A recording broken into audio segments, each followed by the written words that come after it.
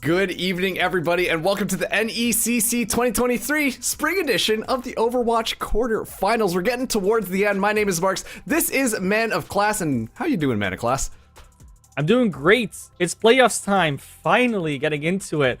It's been a while. It's been a long season. It's always a long season because we have so many amazing teams. And then, we got to whittle it down a little bit, get to the playoffs, whittle it down even more. Eventually, we get a champion. We're not there yet, so we get to start off nicely with those sort of sometimes wonky seeding matches. But hopefully today, we're going to see one that's close as can be.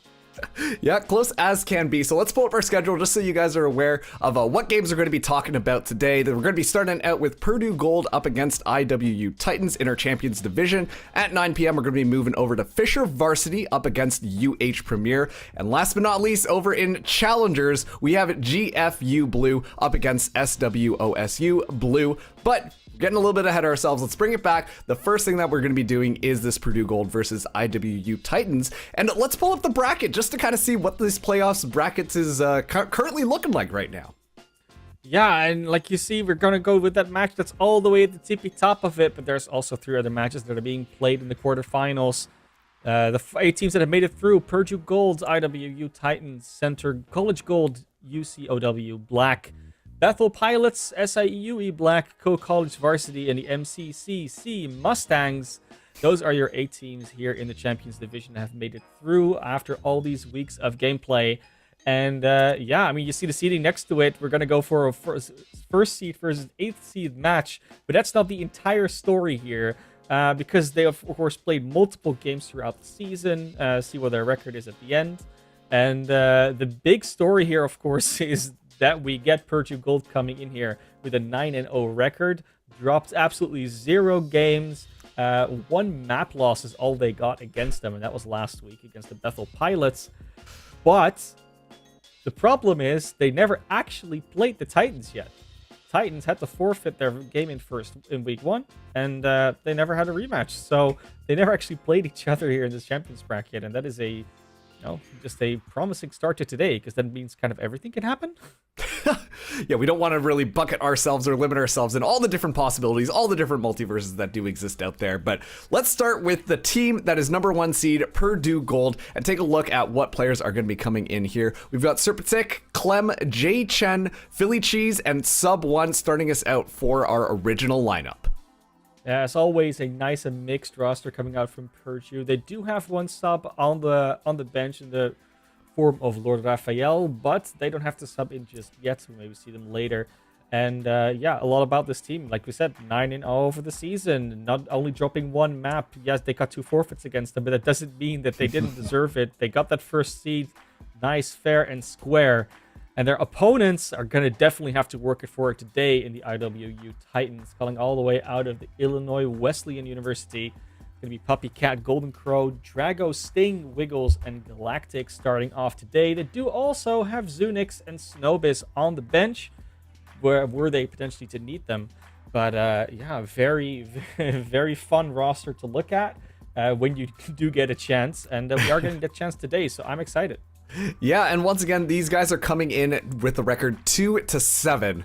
It's not quite the nice and shiny Purdue Gold 9-0, but to be fair, hey, they're still looking pretty good. They made it into playoffs for a reason, and we're excited to kind of take a look at what they might be able to. Maybe we're going to be seeing an upset here. I'm not calling anything, but these are going to be the guys who might potentially do that. But let's head over now to try and take a look at what maps are going to be happening here on the first stage, because obviously, you know what, this is going to be a 1st to 3 type of setting, but we are going to be starting things out onto Control, and Nepal is going to be our first map pick. Yeah. Nepal to start off with. Then we have, of course, Hybrid and Escort for sure, guaranteed in the 1st to 3 series. If we really need them, there will be an Escort, a push, and potentially another Control, and maybe even a 3rd Control map. But let's not get ahead of ourselves. Nepal is our first battleground, and as much as we see Lijiang Tower played, it's good to get a little bit of variety, and Nepal definitely provides that. Similar issues you get on Nepal for teams to deal with. Environmental kills are everywhere. There is a box in where you play a little bit more close ranged, but you also have the option to play a lot more in the open, which you do on Lijiang sometimes as well. one of these original control maps that we're all so familiar with at this stage. And both these teams should be as well. Yep, and we're just getting them nice and loaded in here, but of course we're going to be starting things out onto control, and it looks like we might actually have the first map coming in here. Obviously, the way that these control maps are a lot of different variety as to some of these compositions coming out, but of course, you know, the meta's kind of destabilized with all these different teams kind of running in here. So what do you expect to see from some of these comps, Man of Class? I expect them, especially on this map, they usually have two choices. Either play a little bit more in the open or just go straight to point and fight it out there. It does seem that especially Purdue just wants to go straight to point. With the Mei, that's a very good option to do. But Drago staying on the Symmetra might bring that same surprise. Interestingly enough, we see Poppycat bringing out the Live Weaver potentially. I think that was still not selectable, so we're just going to leave that where it is. But for now, they're in spawn, so it's hard to do. But yeah, it's going to be a very hard brawl here around that objective. Yeah, it looks like the Reinhardts are going to be charging in there, the Hammers are going to be swinging, and of course, I'd be curious to see whether or not this Symmetra ends up staying in the composition, because those turrets can really add a bit of damage. Indeed, Titan straight to the objective. Want to make sure they set up a nice turret nest and some block with the Reinhardt. You do have to be careful, though, because if sub 1 drops in with that Mei correctly, that wall can just stop everything right in its tracks. Yeah, and a perfectly placed Mei wall. J-Chen taking a lot of damage already. Dueling Immortality Field's going to be coming in here. We do see Clem taking a little bit of distance, but it is going to be actually... It's going to be the IWU Titans with the first point hold. They're moving their way in there, but no kills coming through. But leave it up to J-Chen, able to find it 2, make it 3. Already has that Shatter online. Goodbye, Wiggles. Back to spawn with you. No point cap, but it is going to be Purdue Gold getting the first one. Nice and patient play from Purdue Gold as well. The first Mabel didn't quite get what they wanted. Titans kind of around that really well, but Titans didn't really want to initiate onto Purdue Gold afterwards, even though they maybe should have, and then a second wall came in. That's what the Mei wall does so well. Again, Golden Crow just out of it. They're going to clean up afterwards, try and get a little bit more. It's going to be a full team wipe. This is just why Purdue Gold, you know, this looks like this is why they were winning all this season. Just Mei all the way. Yeah, absolutely. And one of those things, too, is the timing on these walls coming in from sub 1 are optimal. It's making it so difficult for Golden Crow to get anything done. Golden Crow. They're got a TP in now, straight up to the objective, denying that Mei wall on the entry, and a nice amplification between both. Cat. Already done there. J-Chen going to be going in there, but actually gets shattered. Oh, Immortality Field going to be coming in. Make sure everyone is nice and healthy. Serpentix staying alive is going to be taken down, but it's all falling apart for the Titans. Purdue Gold hold on strong and only needed to commit 1 ultimate in their fight. They're already close to also getting that sound barrier online. They are playing it so patiently, Purdue Gold is. They have a plan of what they want to do. They don't overreact to anything. Like, yeah, Titans made it to the point with a teleporter. So what? We're just going to calmly assess the situation, not move past the amplification matrix, and then the wall just does its job again with the blizzard to boot. Go! It's just so good. This Reinhardt, J-Chen is absolutely feasting on the other team. And that is all thanks to Purdue Gold just making sure to support that playstyle so darn well. This is Rush at its finest. Yeah, we're talking about we always would call this European Rush at this stage. It's something that in North America you don't see a ton of, but in Europe you see it all the time, and they're just executing it well. Again, Reinhardt knocked off, blocked away from their team somehow. Puppycat made it to point as well on the on. I don't know how. They're not going to stay there for long.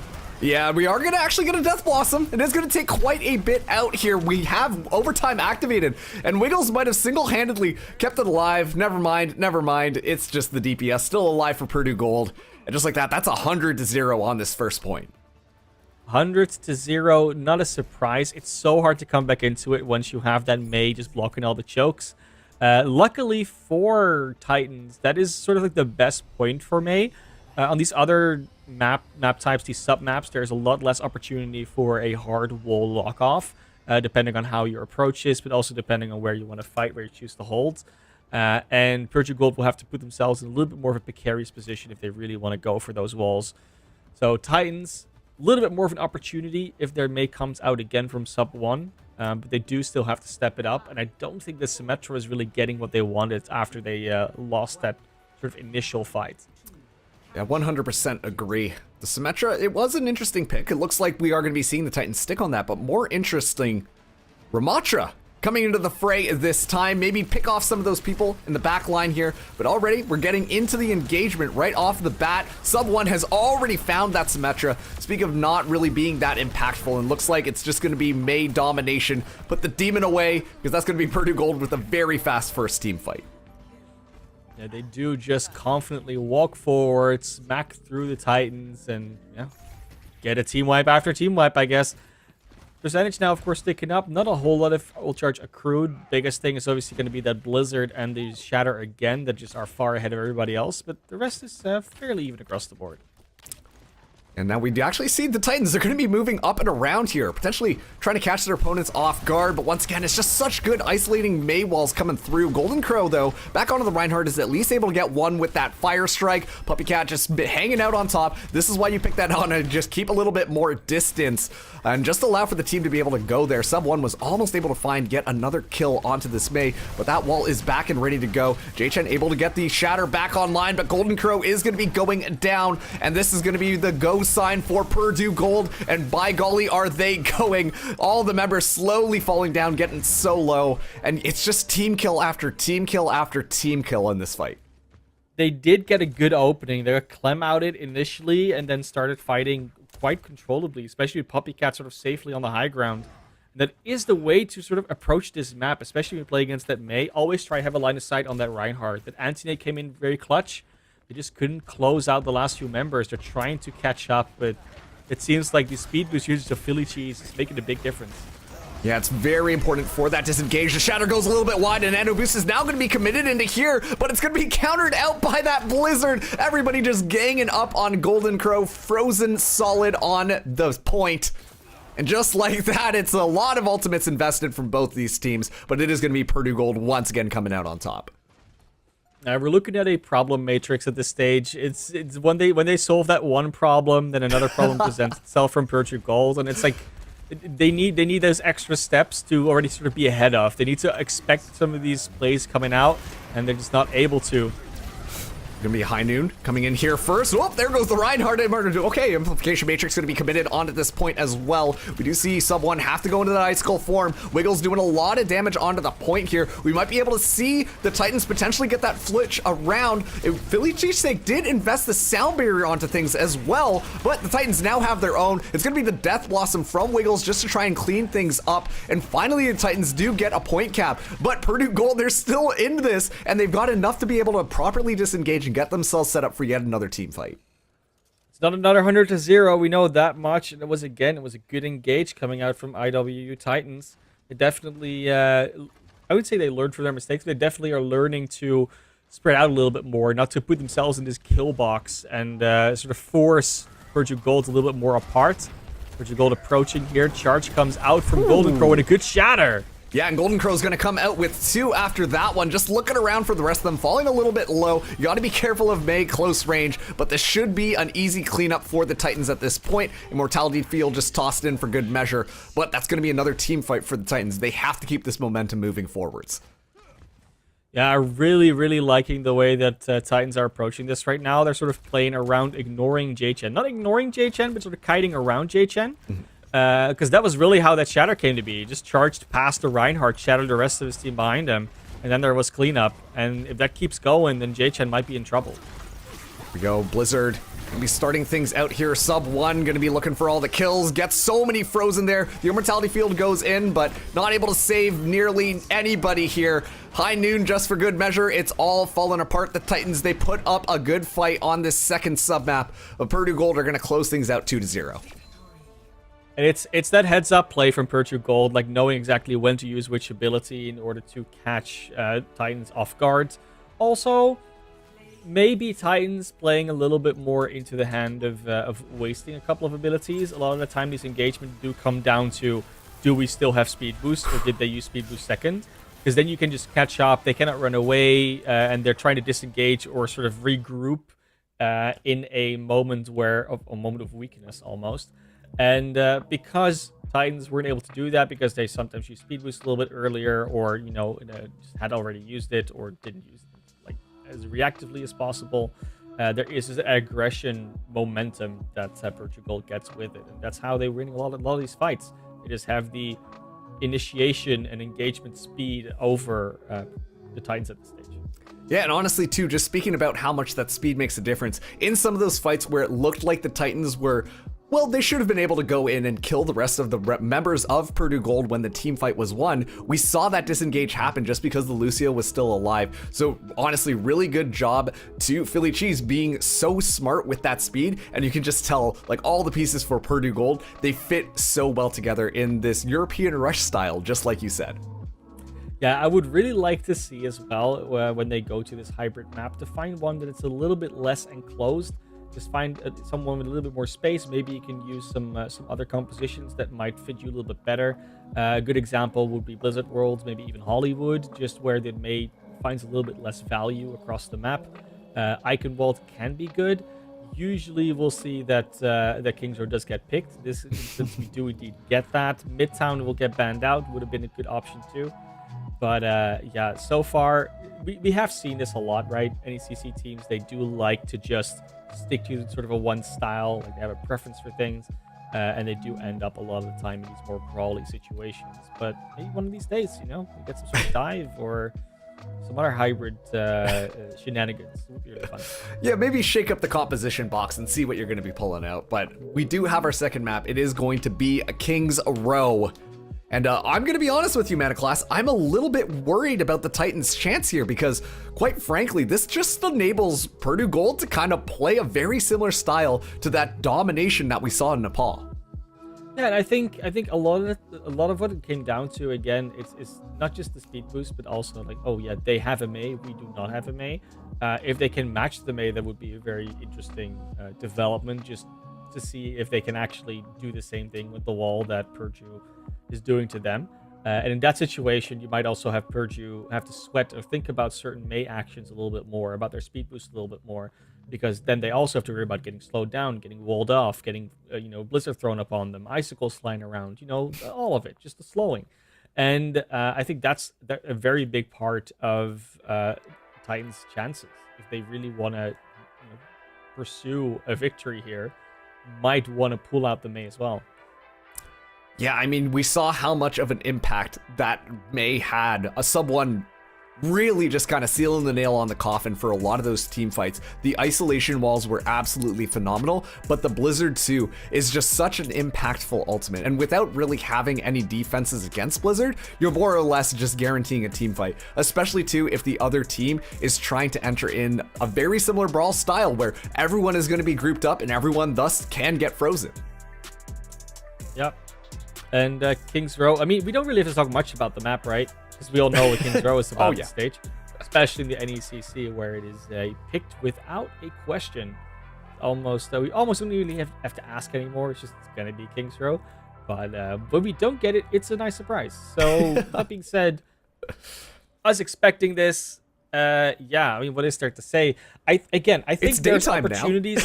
I think there's opportunities for Titans to shake it up a little bit. Yep. The Reinhardt seems like a no-brainer. A little bit with the Lucio as well, maybe the Baptiste. That's what I'm expecting. But there are definitely opportunities for different heroes, especially the DPS category, to do something different with. Bastion is something we see come out a lot, just to spam through that choke, spam through that shield. Will also help a lot with breaking the Mei wall down very quickly if it's there. Same thing kind of goes for Hanzo. Maybe a Widowmaker if you want to just peek over the wall and shoot people that way. There are some options. Drago Sting being potentially on the Symmetra might also help to just teleport past the choke. Don't even have to worry about that Mei wall. But I think that Titans are looking to do something a little bit differently. And bringing out the Mei of their own again, I'm agreeing with it. Yeah. I mean, the Reaper guy is really good at shooting people, but that more focuses on Winston compositions. When it comes to these rush styles, Reaper just kind of gets rolled right over. Now, we're going to be seeing them start to move in here, not taking the teleport, as you might have predicted, as more or less the choke is given up for free. And so we're going to be seeing the brawl happen. Now the teleport comes in. They're speeding themselves around to try and dislocate Clem from the high ground. Are successful in doing so, but the retreat not so much. They're all grouped up and just on the receiving end of Jay Chen's hammer. That is a very first team fight win. It was a good move. They sort of teleport onto Clem, the victim from the high ground. But then Titans just instantly, as a team, give up the high ground as well. They just all jump down, and they're like, oh, maybe we can walk back into this building. There's just a wall behind them, and they just get smacked into that ice wall of Sub 1 once again. Sub 1 doing phenomenal. Shatter now online. Already Wiggles is taken out of this fight. Immortality Field is going to get committed, but Jay Chen is just going to keep on swinging that hammer, and that seems to be the motif of this matchup thus far. Once again, Purdue Gold keep the Titans at bay. They do make it past the choke, but honestly don't get much after that. Yeah, let's see if there's going to be a different approach coming out from Titans right now. The DPS really haven't built up any ult charge whatsoever. Neither has Galactics. The Golden Crow Puppy Cat are pretty close. Of course, a lot more online for Purdue Gold, so this looks like another fight loss automatically almost for Titans, but we'll see if they can potentially take someone out a little bit early. Ooh, excellent wall. They caught the Baptiste on the other side, and Puppy Cat immediately going down. There go any options for ultimates. And yeah, once again, it's going to be nice, clean, easy cleanups for Purdue Gold. Another team fight win. This time they're pushing forwards, though, onto the other side of that choke.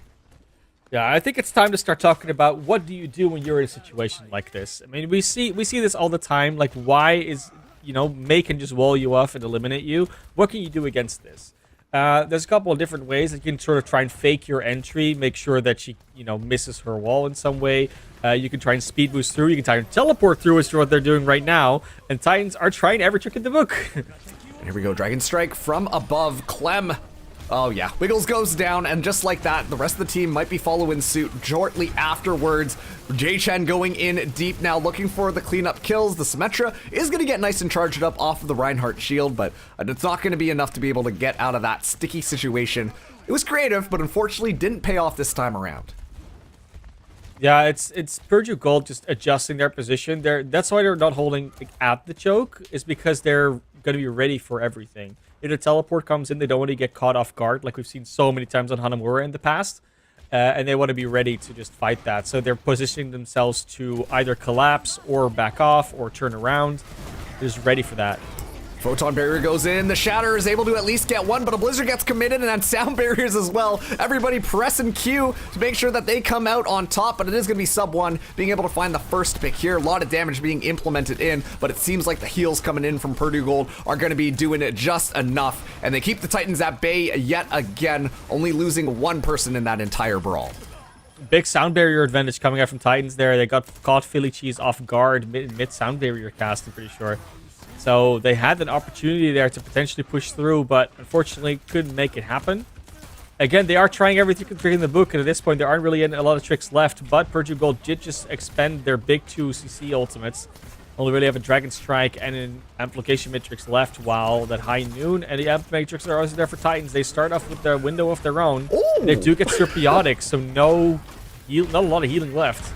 Yeah, this could actually be a good chance for the Titans to be able to come through here. Jay Chen continuing to move forward, is able to find Wiggles, but all right, now it's kind of coming out good for the Titans. They've planted themselves onto the point here and should be able to at least set up a little bit of a car wash, given the fact that Purdue Gold want to try and make this. We are into overtime, but I think this is going to be point number 1, Cap. Yeah, they can't make it in time. They cannot make it in time. It's very hard to do that in the first place. You kind of have to have sort of 3 members sticking around the corner and make sure they can get back on time. Wasn't going to happen here.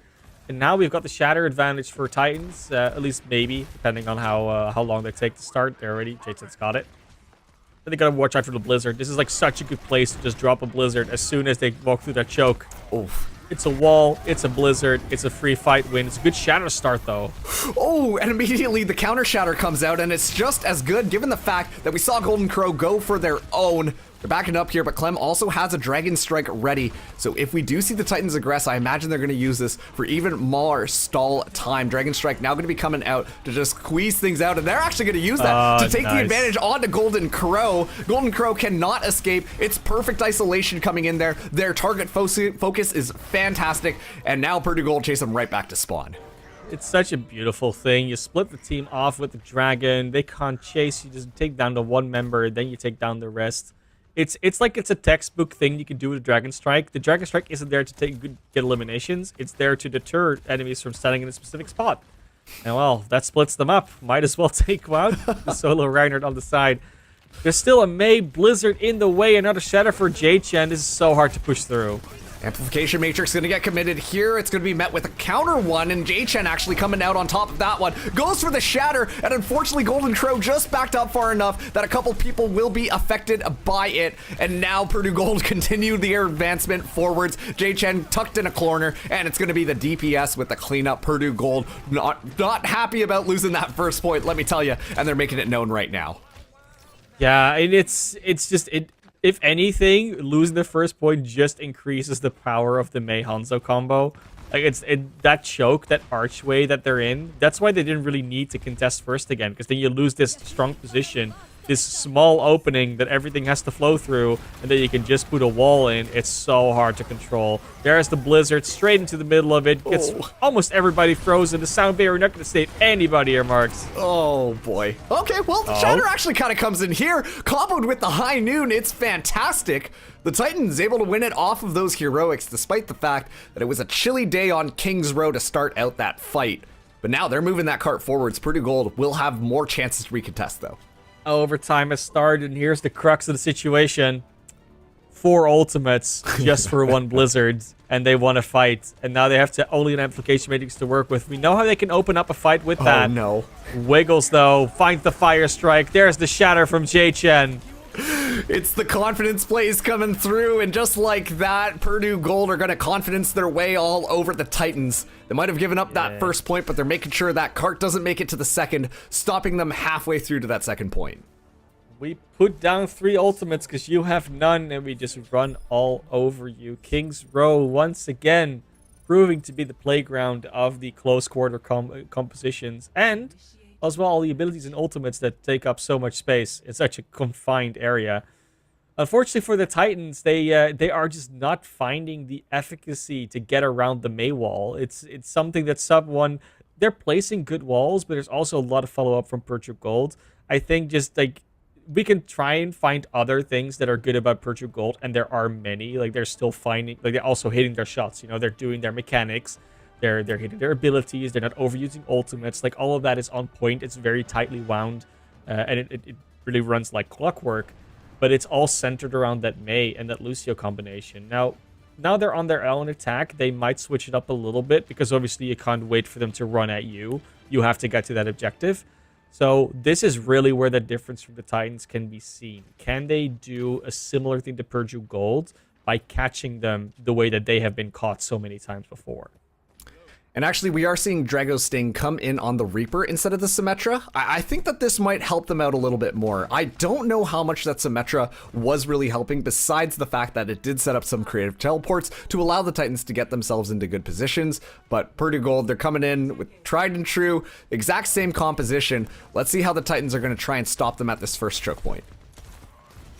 Titans also not holding very far up. Wise choice, so you don't get caught off guard, but they just get aggressed on. The Lucio is out. The wall is gone. There goes Golden Crow. Oh. Is there anything else they can do? Not if Clem hit shots like that.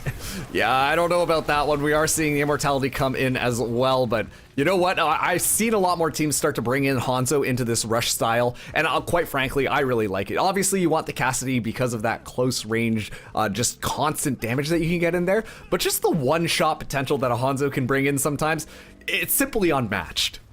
Yeah, the arrows do a lot of damage. You have a lot of area control. Like, the ultimate is more valuable on a map like King's Row. And the shield break, just from storm arrows and regular arrows, is very valuable as well. So you're constantly winning that shield battle versus the other Reinhardt. You're constantly putting pressure on, and then combined with the Mei wall, there's just nothing they can do. Puppycat now onto that. That's a well-placed... Okay, here we go. This might be good. J-Chen in a bit of a bad situation. Goes for the shatter anyways, but Clem able to at least clean up 2. Fight's not over yet, but this is still a lot of ground that is being gained for Purdue Gold. Keep in mind, this entire time, they've been pushing that cart forwards. And just like this, let's see, the Titans, they're able to at least hold it for a second. Never mind. Looks like Purdue Gold, they've got all the space that they need. I'm very on board with the Ana pick from Puppycat. If there's something you want to do to disable a tank, Ana is one of the better choices. It's either that or a Discord Orb, really.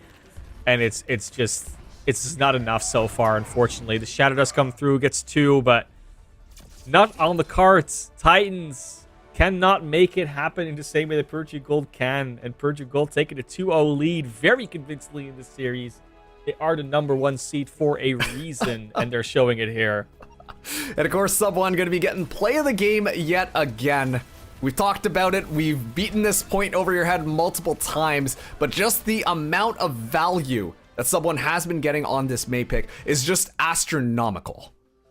Yeah, and you really didn't used to get that much value with that primary fire. That spray was just too slow and maybe freeze them, but it does so much damage nowadays. You get your ult so fast if you get that clustered up like that. And then, of course, you know, your icicles, no ranged fall off, so you can just shoot them across the map and consistently get headshots and other dinks, and just gets you a lot of ult charge over time as well. Very well played from Purdue Gold once again. They're really playing around this May excellently, but their macro overall is just very on point. Couldn't have said it better myself. Purdue Gold freezing the IWU Titans frozen solid. Currently up 2-0 in our series. We are going to be throwing to a quick break, but when we get back, Escort is just around the corner. So don't go anywhere. We'll see you on the other side of this break.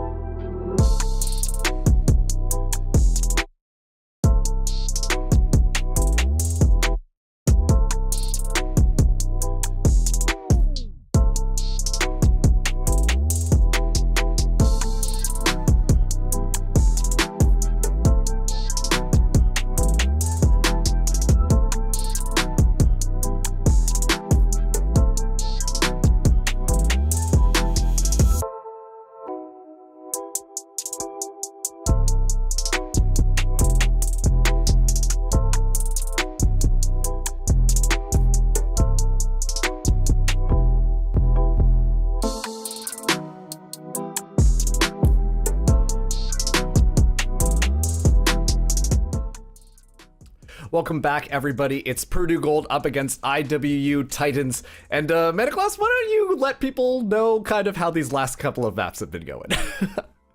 There was May. That's kind of it. No. Purdue Gold has just been playing a very, very solid composition based around the May.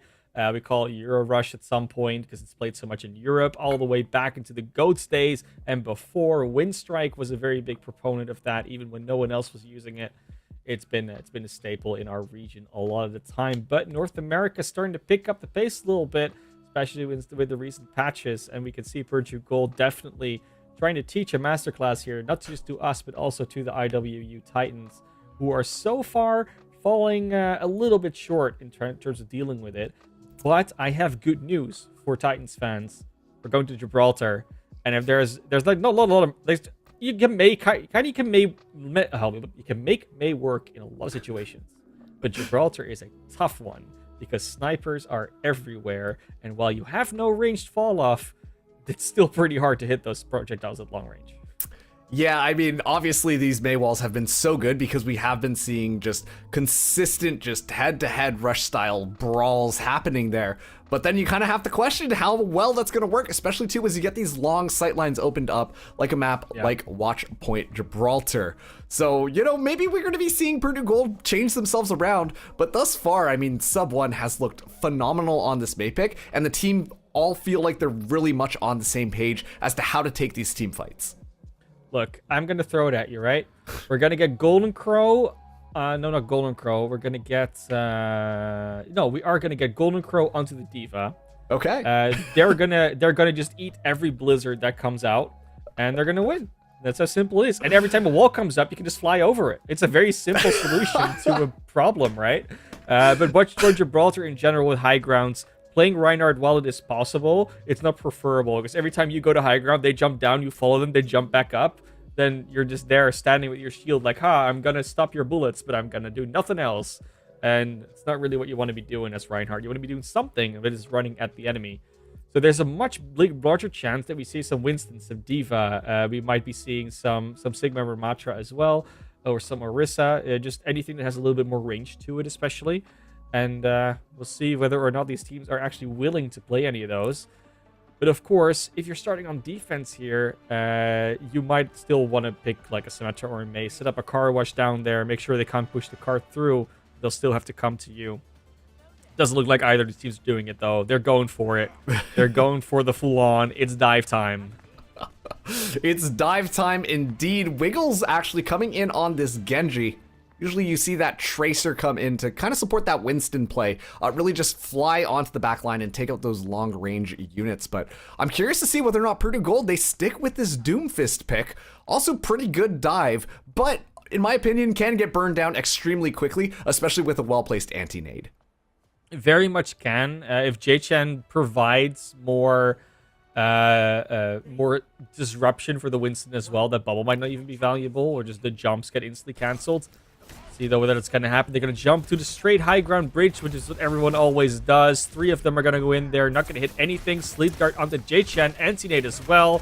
Puppy Cat is the counter that they're all waiting for.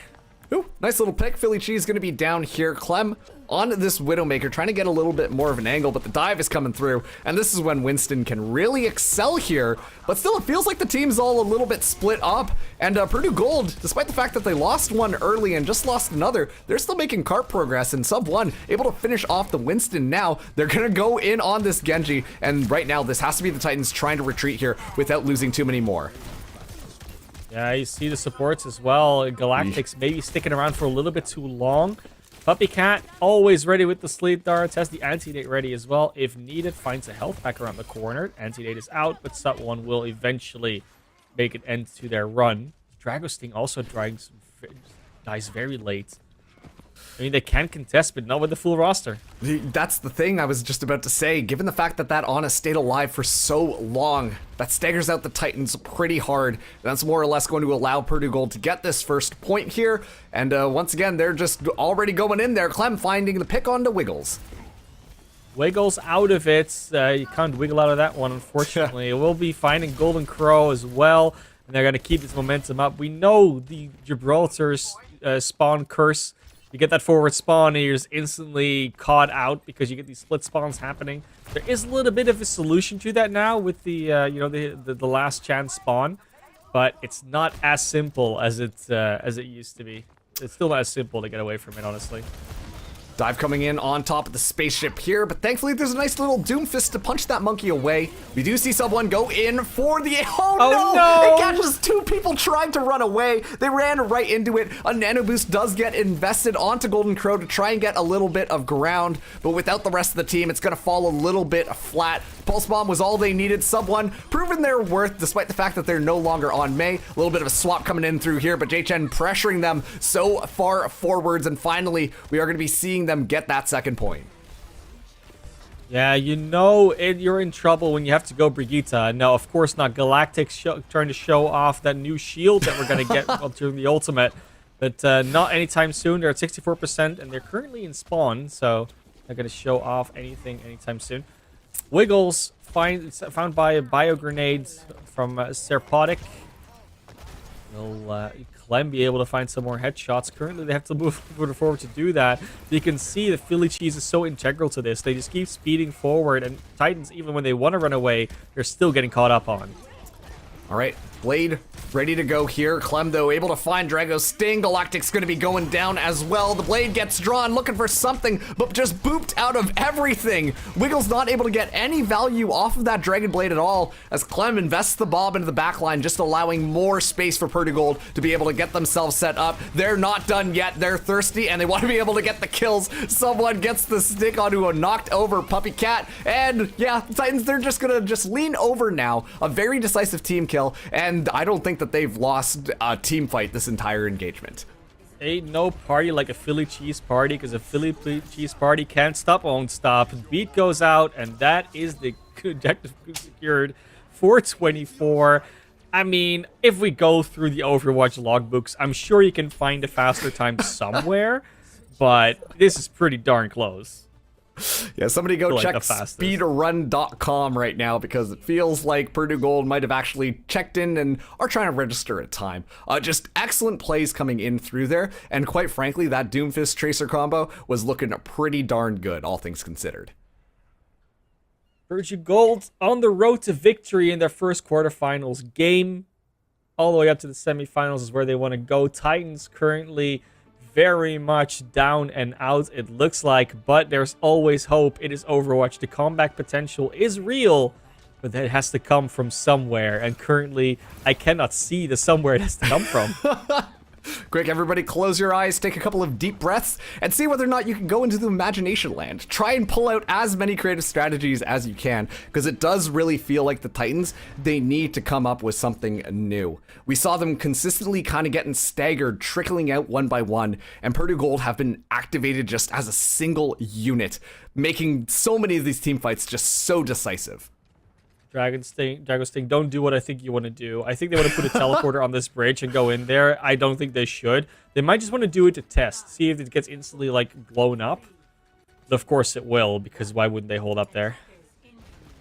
Oh boy, let's see how this one plays out. Teleporter is going to be set up here, and look at this, they actually don't break it at all, so they can just fly in there, and J-Chen already finds the first pick onto Drago's Sting, and now the rest of the squad is getting ball punched around. Thankfully, the healer's still alive, but is it going to be enough? The Brig in close quarters might just do it. J-Chen has to escape off of that anti-nade, and enough picks from the Titans have come through to make sure that they can at least move the card a little bit forwards. It really felt like a we have the high ground moment, but Purdue Gold not as effective in instantly blowing up the Titans. So a good play in the end. I think they placed the teleporter a little further away than Purdue Gold might have expected, and that really gave them a little bit of an edge. Yeah, they got to keep pushing this cart. They want to keep making progress, but they at least have taken most of this forward high ground over. And there's not everyone of Purdue Gold that can get back up there to contest this. Excellent little anti-nade coming in there, completely forcing the Titans backwards. But still, they're able to hold on to this one. They have to watch the low ground, though. It's actually just J-Chen kind of running nuts. Another anti-nade going to be going in there. Galactic's nice and healed up, but Wiggles has already fallen down. Puppy Cat getting close to that nano, so we might be able to see that nano monkey activate very shortly. They really should. The backline is fairly vulnerable on the side of Purdue Gold, especially if you can get a good anti-nade in or a sleep right on the Ana. They are trying to find this opening, trying to find this window with the anti-nade plus the dynamite plus J-Chen. It's just explosion after explosion. Yeah, that was just completely unbelievable there. We are going to be seeing a little bit of a trade, but keep in mind, Titans, they do have a little bit of a faster spawn, and as long as Purdue Gold kind of keep them at bay and look for these stagger kills, things are going to work perfectly for them. Just a little bit more, a little bit further is all. It's every single time Purdue Gold, they're almost toppling. You can almost see them just keel over. Then it's Purdue Gold that just flexes back and smacks them in the face. It's like one of those inflatable wavy arm guys in front of the auto dealership. I love those things. They're a lot of fun, aren't they? Yeah. There really are. I mean, there's the famous comedy sketches that just has like a salesman of them that has a very long-winded speech about how he sells them. I cannot repeat it. I'll learn it one day. That's going to be the homework here. We're going to be seeing the dive come in. It's going to be J-Chen all nanoed up. A nice little stick there, but the monkey just goes up high to make sure everyone stays alive. It's going to be the rally coming in. Let's see that giant shield as Golden Crow is going to be swinging the Fists of Fury around. It is going to be a sound barrier committed by Purdue Gold. They don't want to lose this fight just yet, and with Bob at their helm, I think that they're going to be able to just hold on to this defense nice and strong. Bob definitely able to do something in that fight. Even though they didn't get really a lot of eliminations, they're just in the way. It's a lot of value that Titans cannot get anymore because there's a specific area they cannot move through, or at least not safely. Puppy Cat, late stagger as well. Only a minute left and nothing really to work with. There's going to be a Dragon Blade. No, Nano Blade, just a Dragon Blade. Maybe the Sombra of Dragos thing will make a difference. If they can catch out J-Chan even more, they might start getting more openings. Roadhog, not going to be activated into this one. Maybe a little bit too late here. Okay, Dragon Blade going to be coming in. Immediately slept. That is just honestly fantastic reactions coming in from Sir Popnik. But now Sombra pick as well. It's a completely hodgepodge of a composition, but somehow they are making a little bit of cart progress at the very least. That can be going in there. Dragos thing barely able to escape off of it, but it's just too dominant from Purdue Gold. They're able to turn that one right back, and the Titans sent back to spawn again. Titans only 12 seconds to their name in this, potentially in this series. Wiggles tries to get in, immediately gets anti-nated and exploded by a sound wave coming out of Philly Cheese. And this is it. Overtime starts ticking. Yeah, and here we go. Final engagements are going to be happening. Galactic's already going down. The Roadhog desperately trying to touch that cart one again. It's burning down and nobody can simply touch. The Lucio will keep you at arm's length. That's going to be Purdue Gold winning out this quarterfinals match in a very dominant fashion, 3-0. 3-0, and a very convincing one at that. Of course, Purdue Gold coming in here as the favorite, number 1 seed, 9-0, versus a number 8 seed that really only got 2 wins in the season. So, not surprising, but the sheer dominance in which this happened definitely was more than I think anyone was expecting. Yeah, absolutely. Like, one player that just really stands out to me is Sub1. We've talked a lot about how impactful that Mei is, but at the same time, still playing the Tracer as well. I think a lot of those pulse bombs were getting their target fairly frequently. Just unbelievable stuff coming in from that DPS player. Yeah, that's exactly what it was. I mean, all the players, honestly, on Purdue Gold had their value. I mean, Philly Cheese, very nice timings on all their abilities. You can see the communication happening as well. It's like speed boost 3, 2, 1, and there we go. Nice boops as well coming on the Lucio. Serptic, different heroes, like both on the Baptiste and on the Ana, but on everything they played, they came out very strong. I mean, that sleeper on the Genji in the end there, that's just shows a lot of good anti-nates coming through, immortality fields, what have you. And then, I mean, what's to say? We had all the accuracy from Clem, all the macro Mei play from Sub1, and J-Chan just storming through everything, whether it was on Reinhardt or on Doom, or on Winston even. There was just nothing to be done by the Titans at this stage, which is unfortunate for them. Their season ends here, but it does seem like they have a solid start to a roster. They just didn't have enough time this season to really bring it to a further heights. Yeah, well, Purdue Crown, they're letting you know why the crown is firmly placed atop of their head. Big congratulations to that team. We're going to be throwing to a quick break. Don't go anywhere. We got more Overwatch just on the other side. We'll see you in a bit.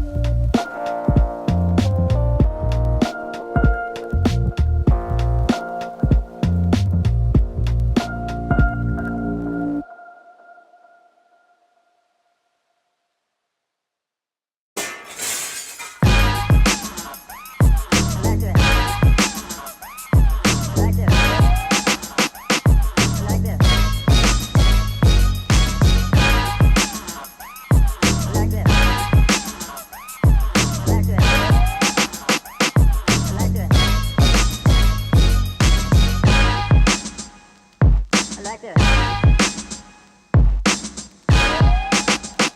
I like this.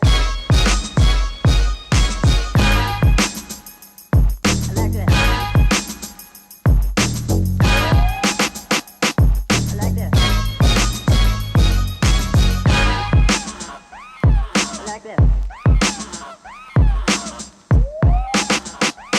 I like this.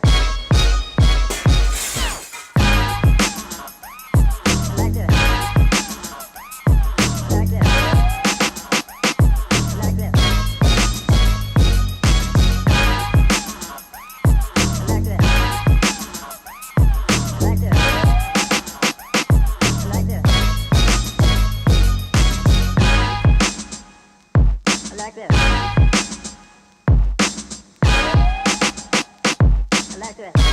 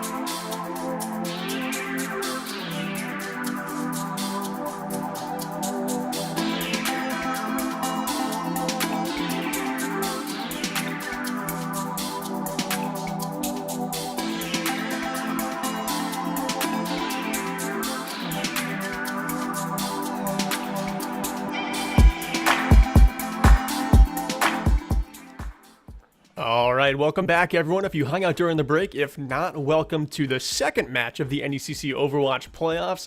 We've got Legends Division. I'm alongside Chase Nuclear Nukem. I myself am Alt Charge, and I can't wait to get into this one, Chase, because Legends Division, it's a 2-seed versus a 7-seed. Bit spread out on paper, but I know that Fisher and the Cougs can really compete tonight. Oh, absolutely. I mean, yeah, you're right. 8-1 versus a 4-5 record, and the last time that they appeared against each other, Berkeley, was week 4 of the regular season this season in NECC, where the Cougs unfortunately fell 0-3 to Fisher. But you know what? A lot has happened since then, and I expect a retaliation tonight from the Cougs. Yeah, a ton has changed. The Cougs are actually coming into this game on a win. They beat the Redbird Academy squad 3-2, and they actually may have a chance, a very slim chance, of playing them in the next round. The winner of this game goes on to the quarterfinals, the semifinals, and they'll play either UTD or Redbird Academy. Here's a full look at the entire bracket for Legends Division. You can see they're in this bottom half of that bracket. Top half is Northwood versus Mizzou. That's a 1v8. Oregon versus Oklahoma, that's a 4v5. That one's going to be awfully close. But Nuke, looking at this bracket, do you have a prediction? Are you going with Northwood, the number 1 seed, or do you think someone else is sleeping out there? Well, I think Northwood is certainly if there's an underdog, Northwood is the upper dog. Everyone is expecting Northwood to kind of take this bracket. It's interesting, right? Because the Fisher varsity roster coming in second here. I think that they have a strong contention against Northwood, but as you mentioned earlier, Berkeley, top part of the bracket is typically a little bit easier for the first seed than the second seed in the bottom part of the bracket, because the second seed has to fight the third seed to get into that final slot. So it'll be a matter of the semifinals matchup between Fisher and UTD if they can make their way through the Cougs tonight. If we get all the way to the end, I am going to throw it to Fisher this season. I think they have what it takes to take down Northwood as reigning champs. But, Northwood is Northwood, as we know in collegiate esports at this point. Yeah, I think Fisher could be very competitive with Northwood, but Northwood's Overwatch team just has it so well together this season. I really do think it is their season to not be outshined by anyone. I think they have an easy way to the final just because of how they stack up against the competition. Fisher and UTD, I mean, they're going to have to really slug it out if that's the semifinal we have in the bottom side. But let's not say that these upsets can't happen, because they totally can. Like I mentioned earlier, I think the Cougs are coming into this game, playing hot. They've got some good things going for them. They've actually just beaten Redbird, who is a higher seed than them, so they're ready to play against tough competition. Let's go ahead and take a look at the rosters, Nuke. You want to lead us off with Fisher? I would love to lead us off with the Fisher College varsity roster. We got Neb, Avani, Cabe, Abs, and Forgotten on the roster tonight, up against the Cougs and Berkeley. Who are we expecting on the side of UH Premier? On the side of Houston Premier, the Cougs, we've got Greetings on Tank, Zavilio and Nograd dealing damage. Fufai and VO are going to be the backline for this Coug squad, and they're going to have their work cut out for them. The meta has shaken up. It seems like at the high level, people love playing Mercy and Ana, Brig or Lucio, maybe if it gets deathmatchy, but let's get into it. We already have our picks and bans for map number 1. Control, the ban was Oasis, and that means the battleground is going to be Lijiang Tower. Ooh, and I love me some Lijiang Tower. It's an expected pick at this point. Most folks have been running Lijiang. Over in a couple other conferences, I've been seeing Antarctic picked quite a bit. We haven't had it picked here a couple weeks ago in the NECC quite a bit. But Lijiang, just obviously the dominant control map. It's your King's Row of control. Yeah, it really is. That's a good way to put it. I mean, Lijiang Tower is pretty much what you expect to see if Oasis gets banned. Those teams that pick Antarctica, I feel like right away they're giving their hand up as a brawl team. It seems like Antarctica is just one of those maps where two Reinhardts love to run at each other and just kind of see who can win in a brawl fight. But Lijiang Tower is one of those control maps, much like Oasis, where you get such a wide variety of comps that you can play and that you will play, especially at a high level, like on Night Market or Gardens, those maps that have that boot potential. You do see a lot more mobile comps coming in, where on Control Center, you're going to see that brawl. So you get a fantastic look at your opponent's strengths and weaknesses, and you get to assess your strengths against your opponent. Lijiang is honestly the ideal control map to start up a game. Absolutely, and there's a little bit of variety in picking Lijiang as well, Berkeley, because there are some points of Lijiang that just demand certain characters, right? Symmetra being one of them, Lucio being one of them, that not necessarily in other picks you may have throughout the evening, you may go back to those picks, right? So I think that it doesn't give away too much information as well, because there are those fixed sort of industry standard picks you're going to want to run going into these maps. Yeah, and with the first point being control, I'm expecting some sort of brawl, but we do have the Cougs setting up on some mobility, it looks like. Sombra, Tracer, again, they're in the locker room, so these aren't final. Sojourn, that looks a little bit more like it. And then the Lucio BAP. I'm expecting Abs to play BAP, but you never know until the final whistle blows here to open up the doors. But Chase, we are ready to go. Just 10 seconds until the quarterfinals start here between Houston Premier and Fisher College Varsity. Let's get after it. I'm looking to see Control Center absolutely explode.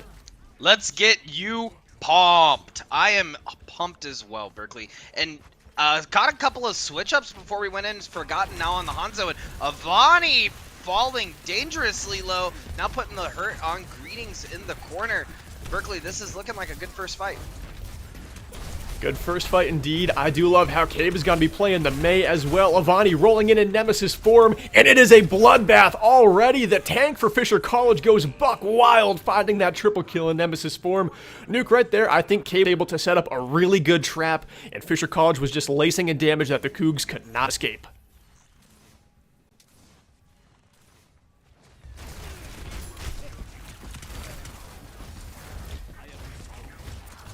As second fight comes up underway, we've got Forgotten just kind of backpedaling here on Hanzo, keeping the Cougs at bay, keeping them cautious with that threat of the spam coming through. Maybe a one-hit headshot gets found.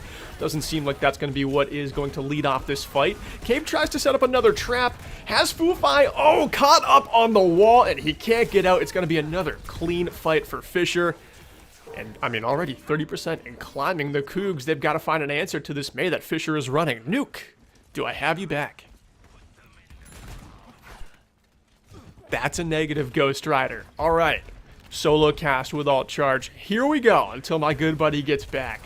Taking a peek at alts, Fisher College has a ton. They've got 4 they can burn here. They're going to lead it off with the Blizzard. And again, no one can escape. Already taken half of point number 1, and Fisher don't look like they're close to stopping. They pair up the Blizzard with the Annihilation from Avani, and the Cougs are wiped clean from this earth on that fight. That was incredibly fast. University of Houston, though, they're coming up with a Riptire. They're coming up with the Overclock for their Sojourn. It's got to take some skill shots. Not an easy way to claw their way back into this point, but they're finally getting those resources where they might be able to. Almost Neb goes in for a world-class boop. Had a triple just slivers away from landing, but he couldn't quite get it to fall, and now Neb has to find a way to escape, and he can escape. Fufai does get in there and wins the Lucio duel. Neb just got too aggressive, and Nuke, it sounds like I got you back, so welcome, my friend. No grad popping the overclocked, and UH Premier rolling in successfully for the first time this game.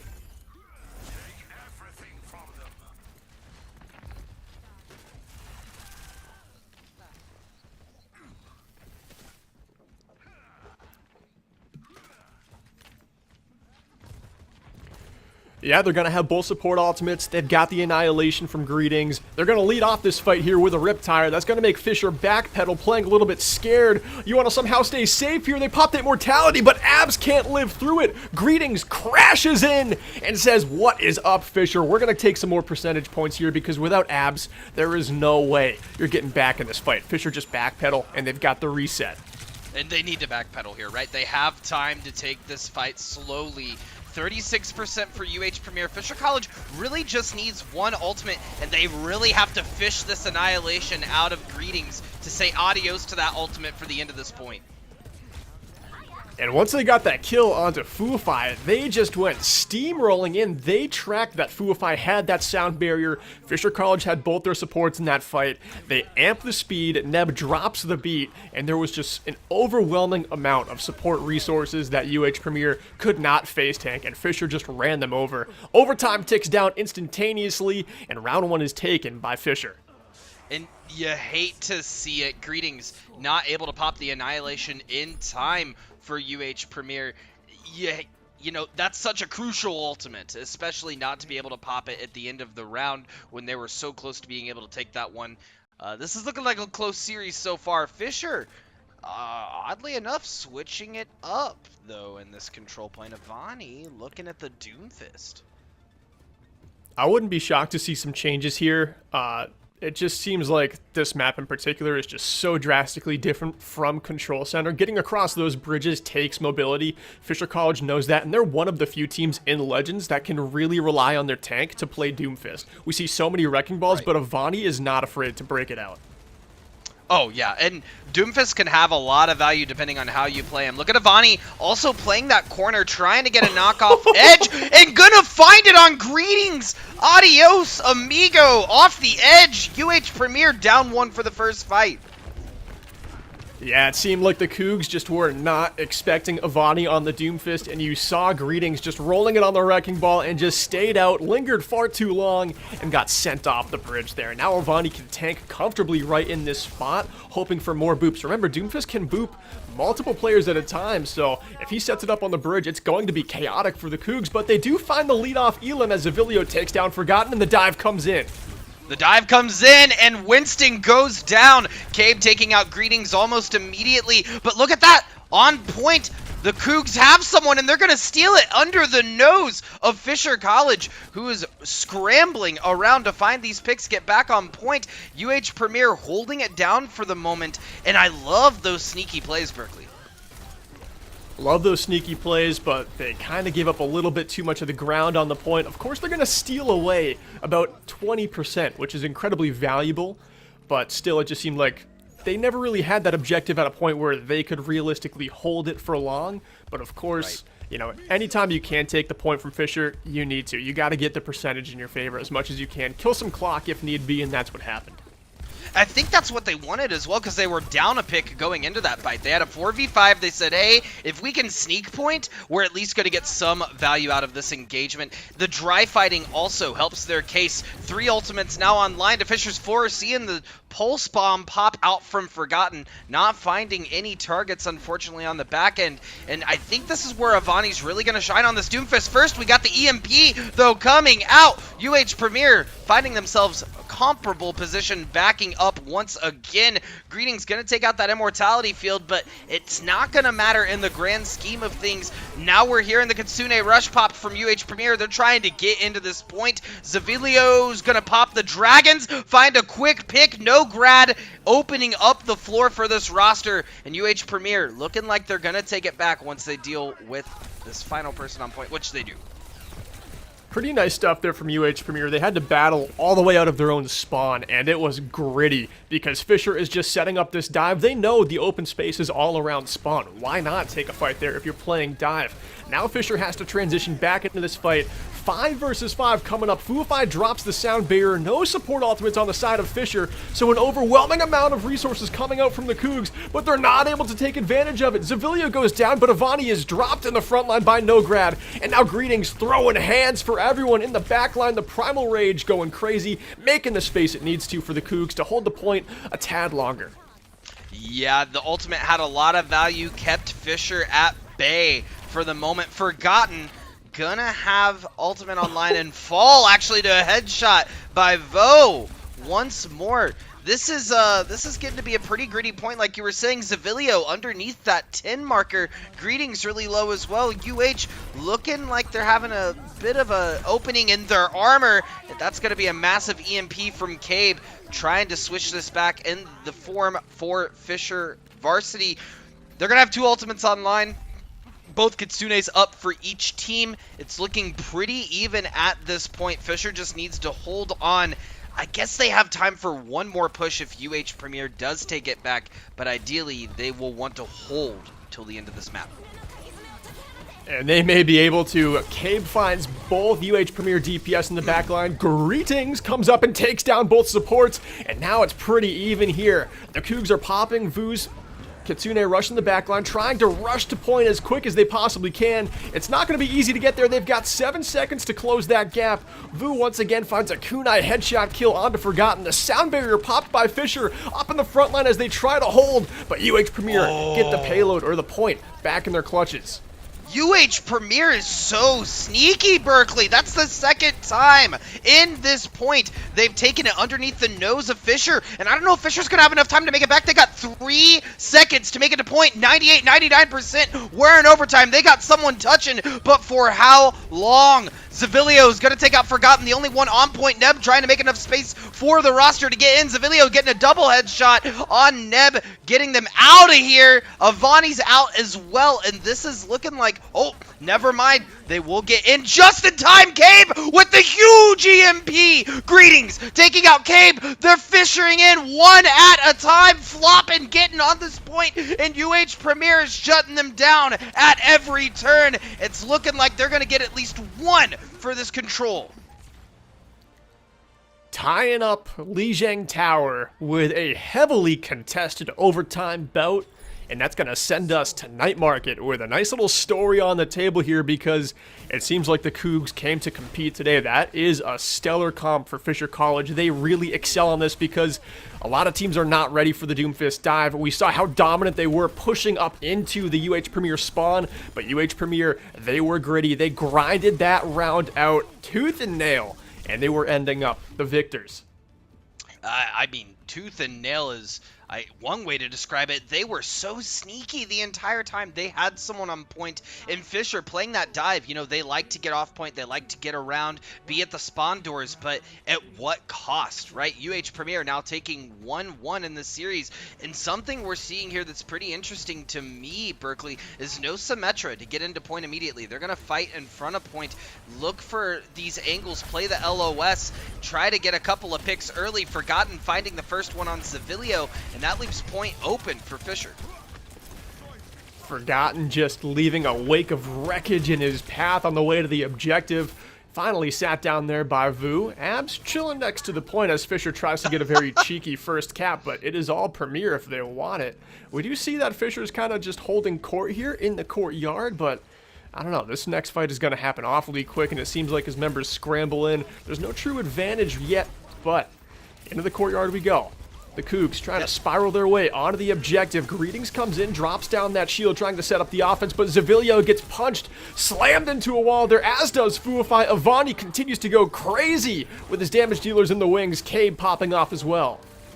Ooh, they're going to shut that one down quick. In Cabe, I mean, you can afford to have your Sombra die in the fight, right? Sombra's going to make it back fast enough anyway. What's important to look at here is Doomfist and Forgotten both have their ultimates online. Avani and Forgotten looking to position themselves, get a couple of quick kills, especially with UH corralling inside as they are. That's a huge boop into the backline. Avani is all systems go. We're hearing the Deadeye now pop from Nograd, looking to get a shot off. Gonna find it, but no kills to their avail. Neb taking out Zavilio. Vo finding Abs. It's even for this fight. Cabe finding Fuify. And now Fisher College in the advantage again. UH Premier really needs to reconsider how they're going to approach these points. It just seems like Avani is able to do so much in open space and close corridors on Doomfist. I mean, your mobility is better than Winston, so in open space he thrives.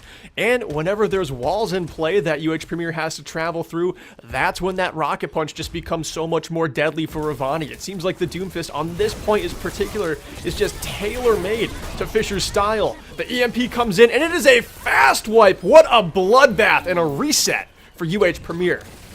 I love to see that level of coordination, Berkeley, especially at this level. That Kitsune's dropped, and everyone is left-click W key at the same time, finding all the value as they can. Avani getting the boop on Fuify. Greetings trying to make it in time. Gonna get meleeed by Neb to stop their push on the point. Fisher Varsity gonna take this first round 2-1. And I like how close it was on rounds 1 and 2, but Fisher made this statement that a higher seed has to in round 1. Avani was absolutely my player of the game. I mean, So much great work done on Ramatra, but the Doomfist is what really made him shine through in my eyes. Control Center, he was dominant, but then on Doomfist, he was just another animal. Oh, absolutely. I could not agree more. Avani on the Doomfist. I was a little concerned at first, Berkeley, and I showed that. I was like, I'm not quite sure how this will look, but it looks strong. I mean, Avani finding the boops, just demanding control, displacing all of UH Premier. I mean, this play right here, beautiful. The very beginning, greetings falling off the edge. You love to see it. I mean, Fisher coming out strong, showing that they are here for the playoffs run. Yeah, and the Cougs, I mean, they're showing that they are going to be a very formidable round one opponent for Fisher. Players who stood out for them, in my eyes, right away, Greetings did fantastic on Winston. I just think that Fisher brought something else with that Doomfist. But Vu on the Kiriko, constantly sitting down the Fisher DPS in the backline, hitting kunai headshots like you have to in the Legends division if you're going to play Kiriko. Vu is executing, and Vu really gives you a chance anytime your backline can just sit down a DPS that's trying to duel you. Just a huge advantage is given right away. So if the Cougs can continue to do that, generate DPS in surprising ways, they're gonna hang in with Fisher for the series. Vu is executing. Really? That's the vernacular you choose, Berkeley, executing? I mean, you're right. Both mechanically executing and executing with the headshots. Speaking of execution, we're getting a bit of execution in these bans. Fisher's going to ban Pariso off rip. So that's going to be now in UH's hands for their choice. What are you thinking, Berkeley? Where do they go after that? Where do you go when Kings Row or Blizzard World is unbanned? Probably one of those two, but hey, shock me. Pick Hollywood. I would love to see it. Haven't gotten a chance to cast Hollywood the entire season long. This is our last NECC cast of the semester. So I would love to see some Hollywood, but we're probably going to Kings or Blizzard.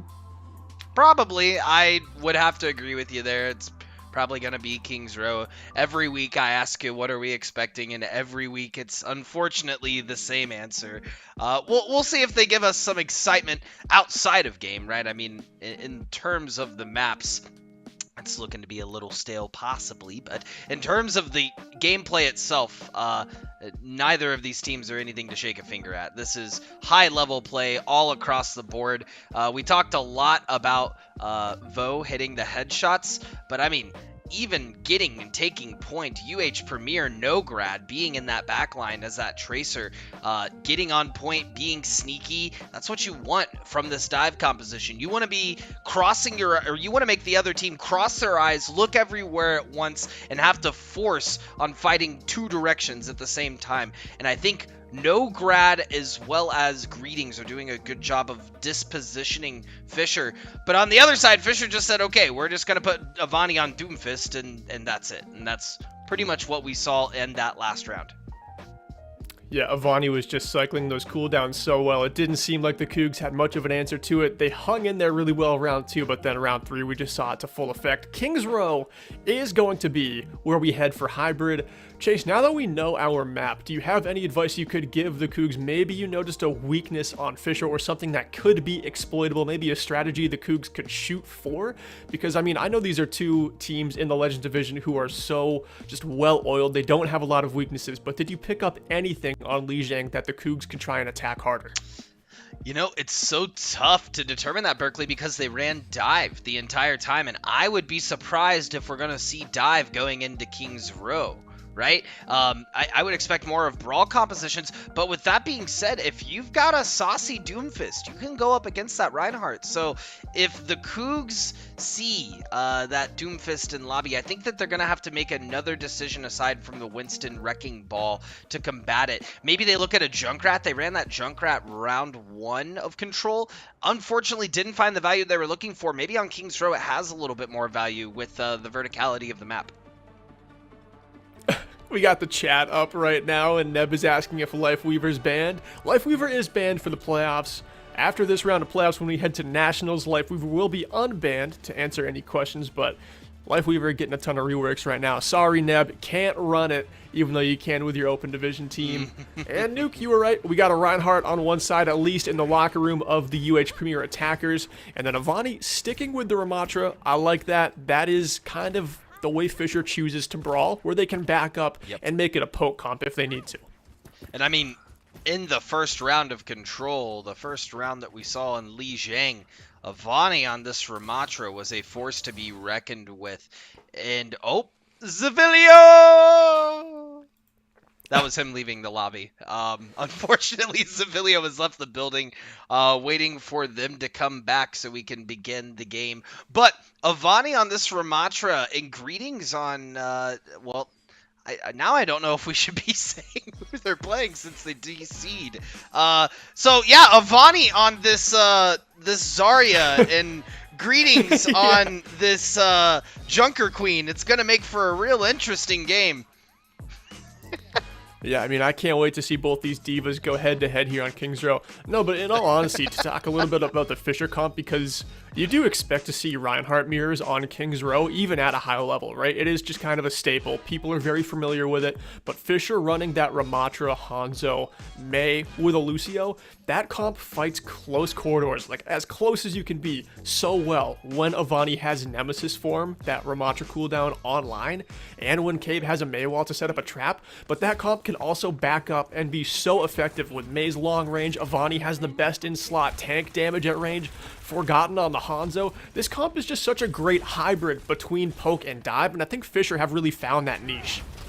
Yeah, and I mean, Fisher, Forgotten, like you were mentioning, Forgotten on this Hanzo is a force to be reckoned with. Cabe getting these walls is also huge. They're gonna corral the rest of UH Premier in the side corridor, and there's nowhere to go against this Ramatra. Avani waiting for the wall to go down. Wall is gonna fall, and Nograd on this Bastion trying to find a pick, looking at the Star Lucio, and instead Neb gonna find the pick on Vo, and on Nograd as well. Neb is here to play in the third DPS for Fisher. This is what I always expect from Neb. Anytime I see Neb playing on a Baptiste or on a Lucio, I know that Neb is a DPS player. He just is stuck in this support role. If it was up to him, he'd be playing Soldier 76, Ashe with a Mercy Pocket on ladder all the time. But this guy is just completely maximized his DPS skill set on supports like Lucio. He's not afraid to go in by himself and just roughhouse the other team, and that's what he's done for the first 90 seconds of round one here. Zavilio does pick off Neb, and that speed boost is a massive engagement tool. Fisher had the beat online, so they are down a key resource. Somehow UH Premier have to fearlessly get in here beyond the Blizzard, and it's not going to be easy. Both Blizzards get burned. Cave finds the pick on the Nograd. Foolfi drops as well, and Fisher College down in a 5v4, rally back, and win this fight clean. There's nothing more daunting than being halfway through a fight. It's even. You know, maybe 3-2, a little uneven, but winnable. And then Ramatra pops Annihilation. You hear the suffer as he has, and you know it's all over. Fisher doing a phenomenal job of holding and using ultimates at their disposal. My lord, Forgotten with the protractor angles coming from the right side. Not expecting it as UH Premier now needing to back up. Avani getting dashed into the backline. And this is absolutely crazy, Berkeley. Holding them at spawn doors. Fisher College is showing no sign of letting up. Yeah, no signs at all, and this is what they did to close out Control on Lijiang Tower, where they won 100-0. They have kept that same pace of play here, just on a different composition. And the Cougs now, they've got their Bastion Mortar Strike, they've got a Sound Barrier, but how do you make these things work? Because Fisher just cycle back, they turn their Brawl into a poke, and now it's just so dangerous to claim any space. They're going to have to get in there. That's what it's going to require. And as we hear the Earth Shatter dropping, as well as the beat with Fuify, they're getting into point. And what's that? Another Blizzard from Cave. And what is that? Another Annihilation from Avani. I love the economy coming out from Fisher. It is booming like the 80s, Berkeley. They have 3 ultimates online with Forgotten, Neb, and Abs at the same time. And then Cave and Avani just hold that Blizzard and Annihilation, waiting for the last moment. As soon as UH Premier pushes in, they've taken so much damage from the poke that you're talking about. The Brawl doesn't turn into a Brawl, it turns into an utter Annihilation. UH Premier not having an answer yet for that. Yeah, using that combo of the Blizzard and Annihilation to slow them down, make it so they can't escape Avani's just guaranteed AoE damage. What a combo that they've got there. Zavilio trying to Blizzard of his own accord, but it's not going to find anything really as Neb drops the beat. That keeps everyone on Fisher alive and well, amps the speed into the Alderworth Hotel, and with 5 seconds left, it looks like the Cougs attack is closed out. That is certainly what is going to happen, Berkeley, and now, in the face of adversity, the Cougs have to take, or full hold this point from Fisher Varsity. This is a situation to be in for sure, and not one I would like to find myself in. Let's look at some of these replays. One of the annihilations of many we saw from Avani this round. Just a star player getting the paunches out for Fisher, holding them at spawn. This was just a great play and big brain tank plays from Avani.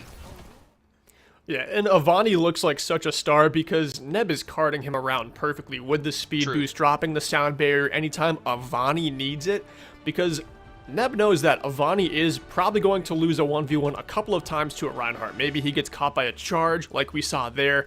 Neb knows that it's his job to bail out Avani so he can keep making those plays, and even though Avani has looked like a stud and Ned looked really good at the start of that round, I guarantee that entire round of Avani's success is just really due to Neb playing some perfect. No, I completely agree with you. Behind every great tank player is an even better support player in every team, in my opinion. And Neb been a staple on this roster since last year, actually. I know that they're a sophomore, but came in last year as a huge leader for this Fisher roster and has done a great job with this roster, leading them to this point. Super excited to see what they're going to do on this round. And this is what I love, Berkeley. They're going with something unconventional, something that UH probably isn't expecting. Maybe will take them off guard, and that is a high-level pharmacy. That's going to be very difficult to deal with.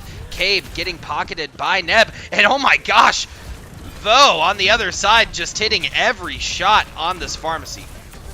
Yeah, this one is already over. I think Fisher College knew that UH Premier was likely going to try and mirror what they had defensively, and they know there was not a hit scan included, so there's a lot of space up in the skies for Cave to rain rockets down, and after getting rezzed back up, Nograd is the next target of prey, but I don't even know if they need him. It is 5 versus 1 on the point, and that is Kings Row wrapped up quickly in Fisher Varsity fashion, as they're now up in the series 2-0, and they head to match point.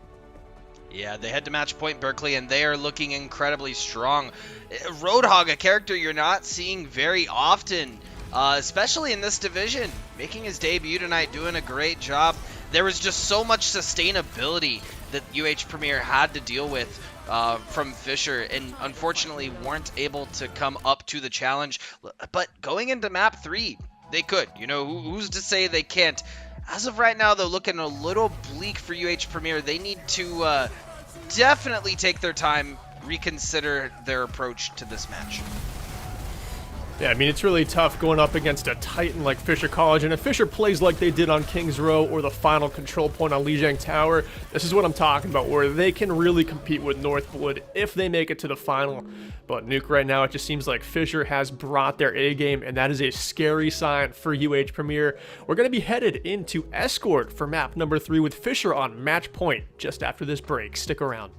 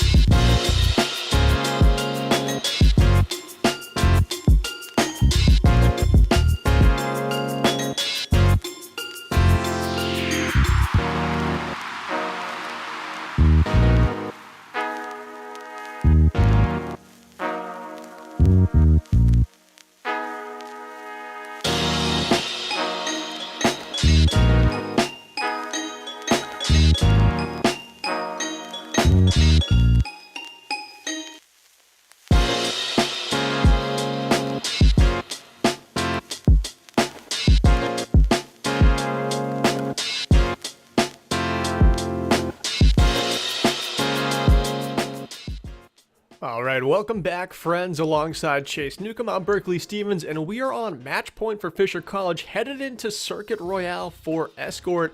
Nuke, we know this map, very linear. It's always been poke compositions. Do you think that just favors Fisher here? We saw him roll onto Kings Row with a Roadhog and a Widowmaker. Well, I think at this level, Berkeley, we're going to have to weigh out what's cheeky and what's unconventional versus playing to strengths, right? And I think Fisher is just such a versatile roster. They could bring out whatever they wanted to, and it might work in this scenario. But in Circuit Royale, I expect to see some snipers. With that being said, I wouldn't be surprised if we saw like a Widowmaker sort of sprinkled in with a dive composition. We could see Avani back on that Doomfist trying to get some displacement out on the rest of the roster, while Forgotten maybe switches over to the Widow or stays on the Hanzo looking for heads when they can. But I think the rest of the roster is going to probably run dive here, if I'm not mistaken. And then UH Premier, I expect them to... I certainly hope during the break they've had the chance to discuss a game plan moving forward, decide who they need to shut down. So, until we see what they're looking to run, it's hard to determine. I mean, it is hard to determine, and also when you're going up against a team like Fisher... sometimes you might just be at their mercy, and that was the case on Kings Row. They were just at Fisher's mercy, and that's going to happen. Fisher has a handful of players. Everyone on their team has the potential to play at the next level. They have a few players, probably half the roster, that have experience at that next level, playing in open division, playing in high-level Tier 2 tournaments with their sights set on potentially finishing their career in the Overwatch League. UH Premier, they're an amazing Legends Division team that can compete at the top of college esports, but Fisher is just one of those teams, much like Northwood, who is just a little bit a cut above in this division. Oh, absolutely. And going back into what I said, it looks like they're going to run a double sniper. UH Premier going to follow up with the same double sniper composition, but Fuify is going to actually be on the Zenyatta, which could be good for UH Premier. These Discord orbs could be huge, but they've got to play LOS like crazy, because that head is going to be on the other side of Forgotten and Cave's sightlines. UH Premier got to play this careful. I do love Premier kind of experimenting with this Zenyatta pick, see if they can get it to work for them. That Discord is going to really amp up the damage they can do as a team if the focus fire is there. And Fuify actually finds a kill onto Neb. Forgotten does win the Widowmaker duel, taking down Nograd, and it's going to be a reset. That's a nice flick shot there. Goes up for the hook shot, but nothing's hanging around. Yeah, going for the Reddit, unfortunately finding the 4chan sad boys. I don't even know what I'm saying at this point. Fisher Varsity getting set up on this right side. Avani and Abs doing the do next to each other. And UH Premier, I don't know, Berkeley. I think they maybe try one more engagement, see if this works, get a couple folks behind Greetings. But if you're finding yourself on the other side of that Widowmaker, it's gotta be a reconsideration from this point on. Double snipers going down, finding a third head on Fuify. Will it be the 4K? No, that's gonna be 4K taking out Vo and sending UH Premier back to spawn once again, Berkeley. 2 minutes and 30 seconds. UH Premier has not touched this cart. No, sitting at 22.9 meters, haven't even gotten it around the first corner. It has just been Forgotten and Cave and Avani in complete control as Forgotten sits down yet another. Greetings is just all the way backed up to his spawn door. UH Premier just can't get out of it. Right now, Avani, look how loose he is, just going crazy up in the front line.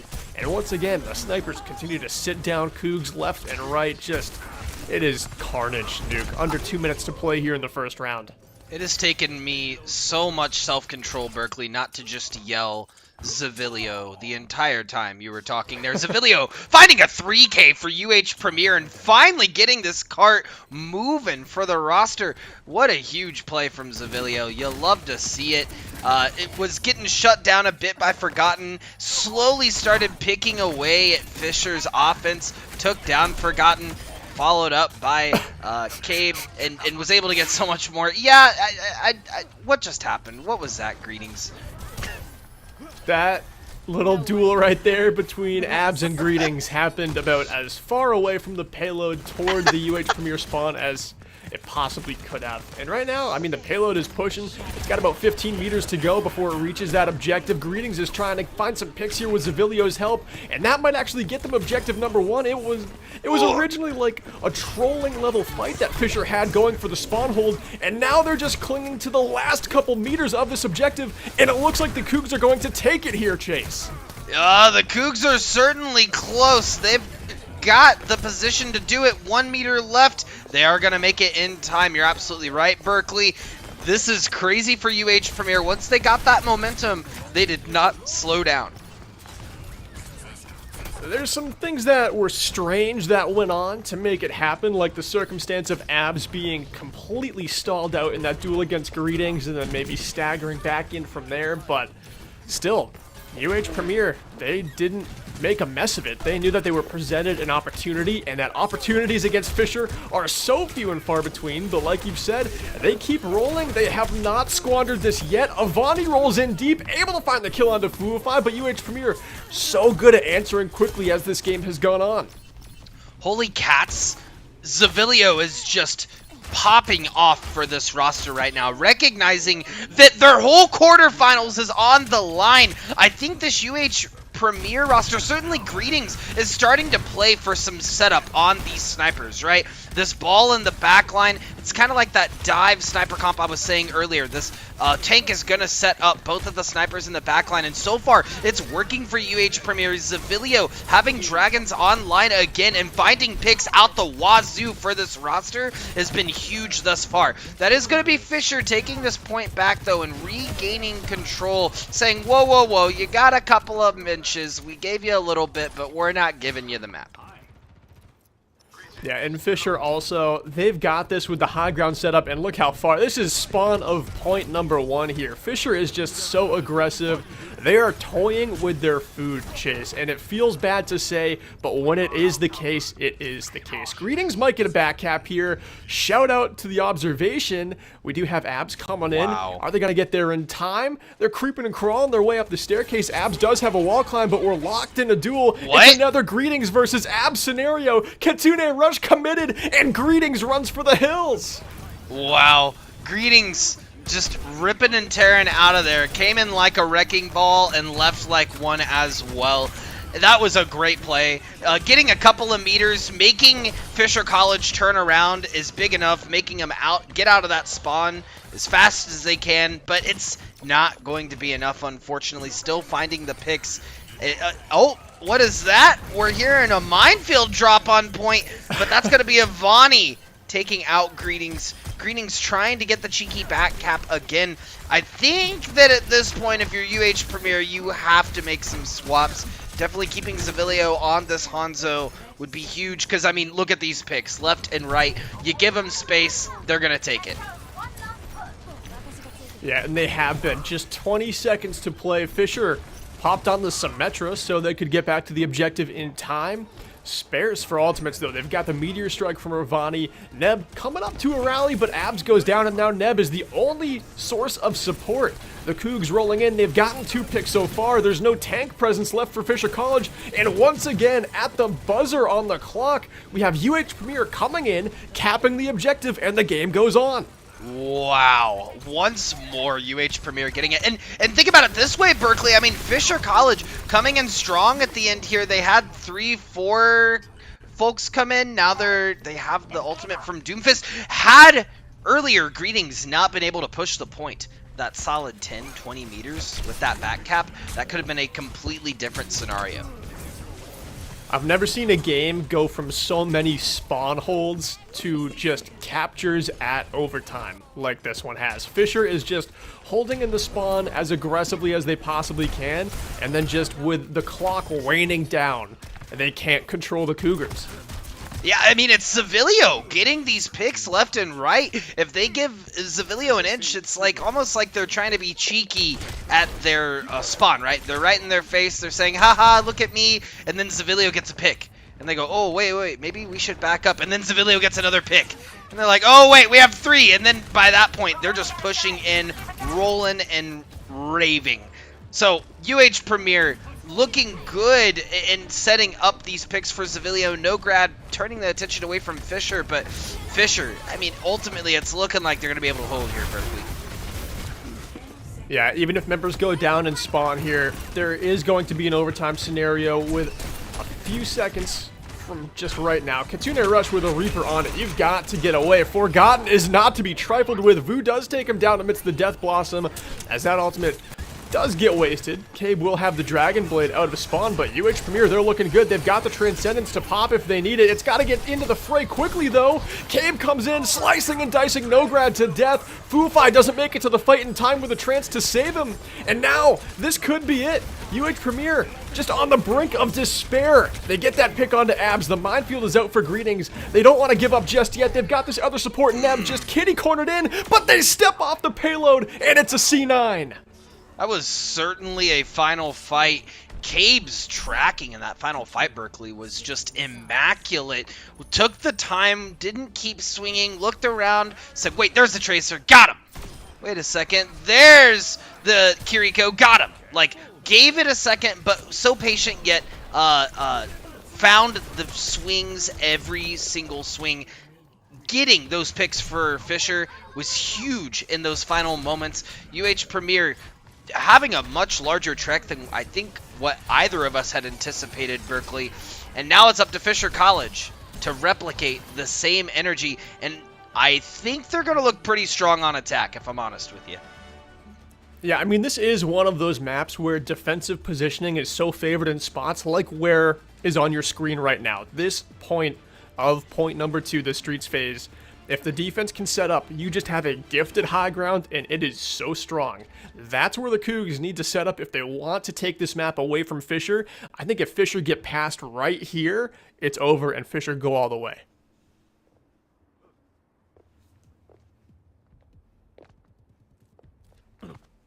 I do miss my good friend Chase. Like I was saying, certainly Fisher has what it takes to go all the way in this map. I think it's just going to come down to the level of aggression and how precise they are moving forward. Forgotten, going to make the swap over to Junkrat.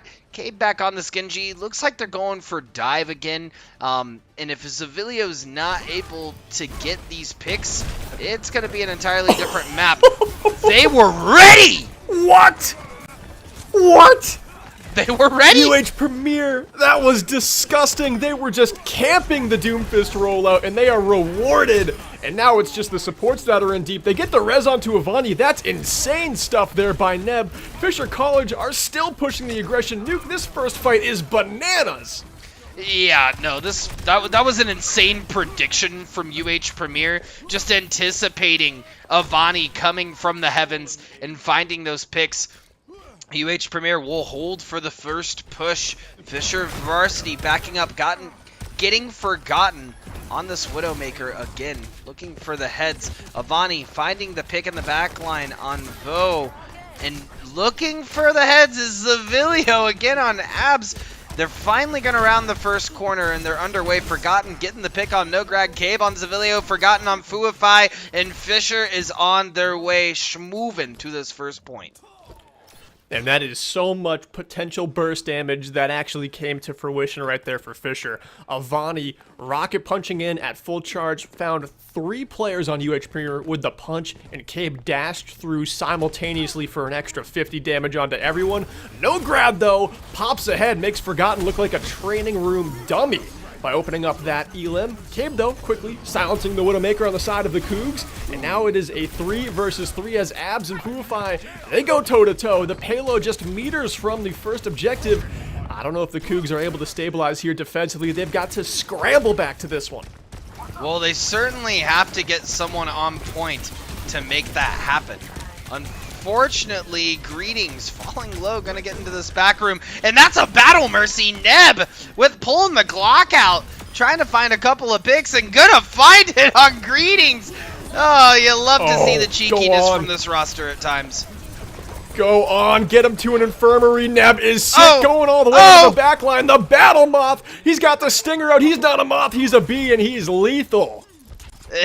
I mean, looking like a wasp out here. That sting's gotta hurt.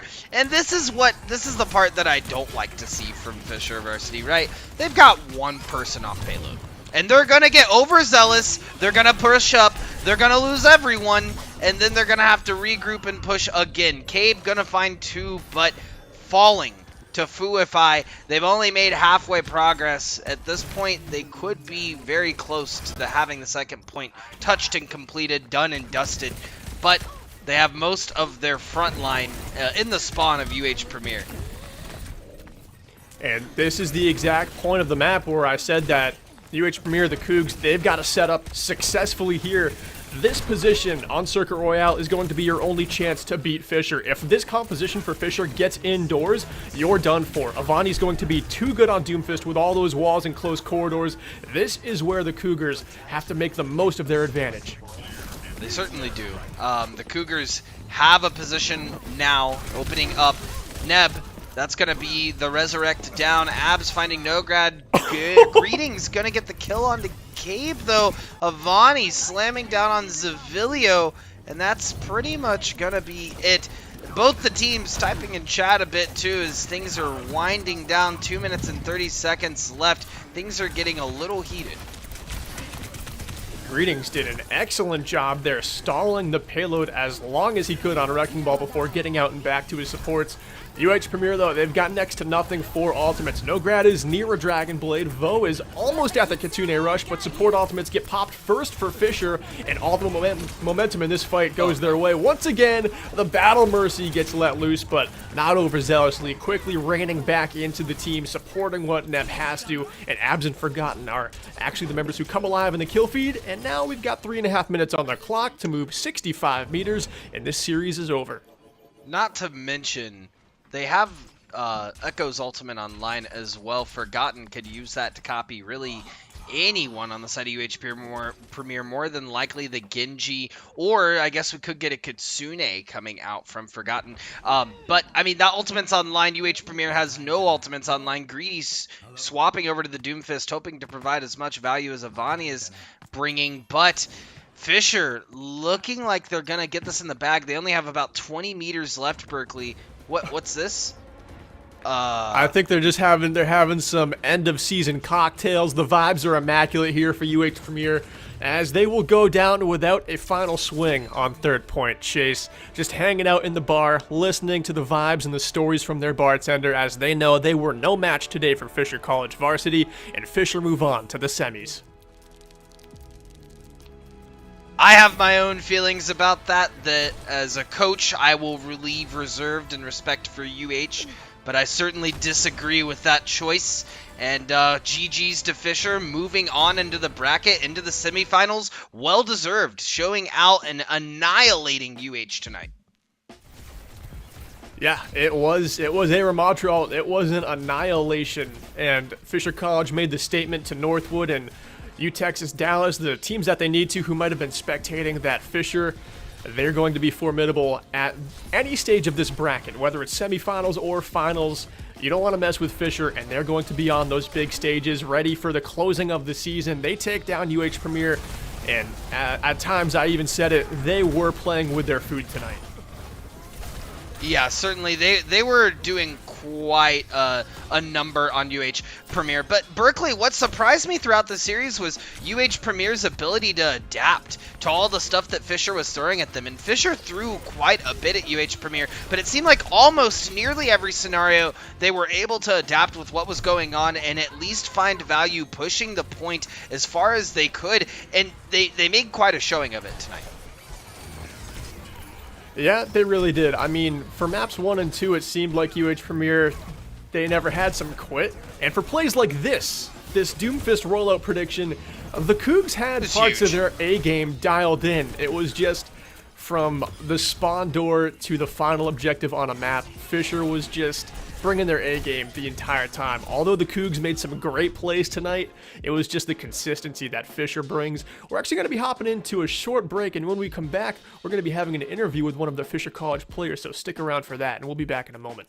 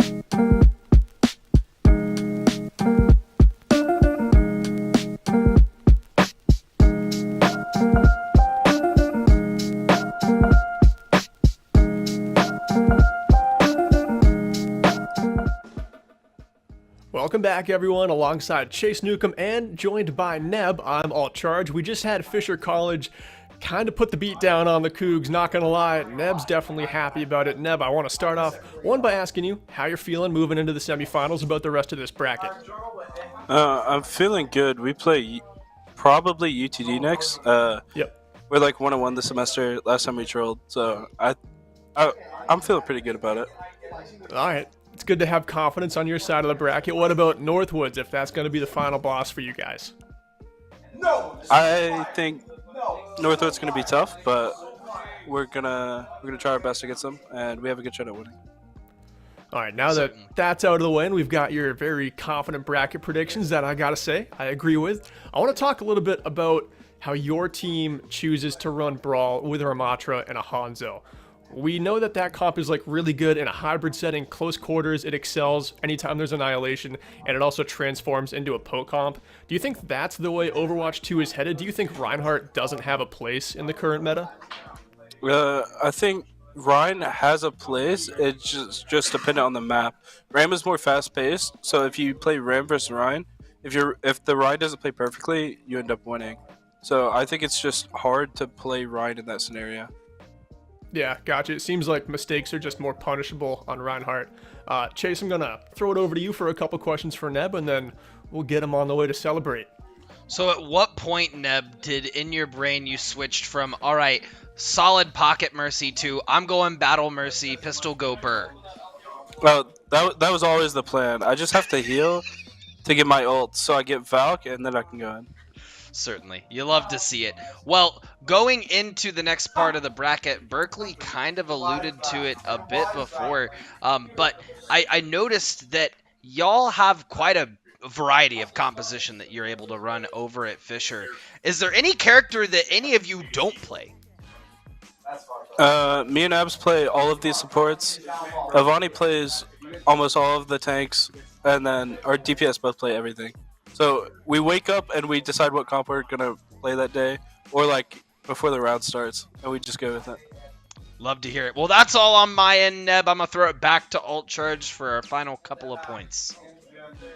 All right, I just want to know, as a player, because we have a ton of competitive Overwatch players probably watching right now in different scenes in collegiate esports at different levels, how does a team like Fisher prepare for, let's say, the hardest game of the season with the most pressure? Let's say you're going into the championship against Northwood. Do you wake up and just decide your comp then? How does Fisher prepare for a game like that? Well, basically, we know the meta comps, and we know like where our strengths and weaknesses are, and we know like how Northwood plays, so we know their strengths and weaknesses. So basically, we just try to find the maps and the compositions to work against them. But really, we wake up, we drink water, and drink a lot of caffeine before the match, and we're good to go. Stay hydrated, stay caffeinated, game like crazy. That's a good little summary for a good championship match that could very well be the championship here in spring 2023. Neb, thanks for joining us. You did great. The entire squad was dominant today, so congratulations once again. Thank you. Have a good night. Thanks, you too. All right, Chase, it is back to you and I to close out this game as we move on to the next one. Up next, we've got GFU Esports versus SWOSU. That's going to be challengers. It's coming up in about 45 minutes, so stay tuned.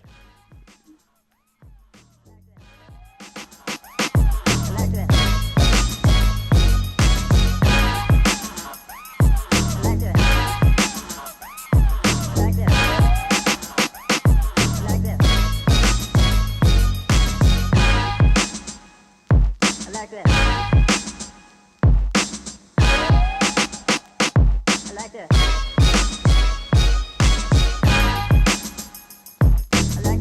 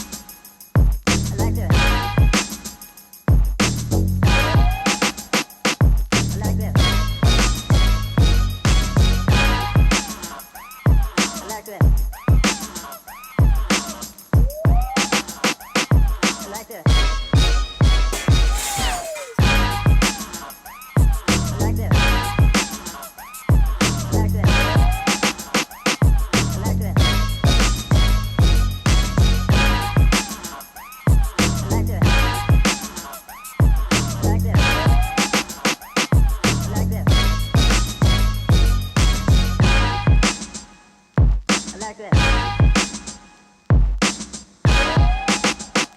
I like this. I like this. I like this. I like this. I like this.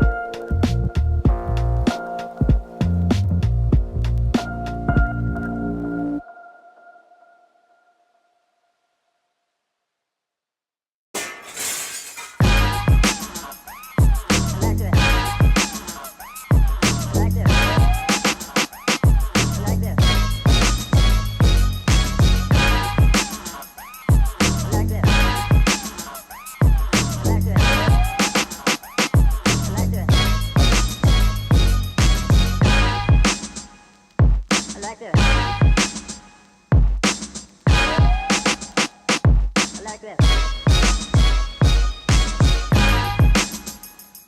I like this.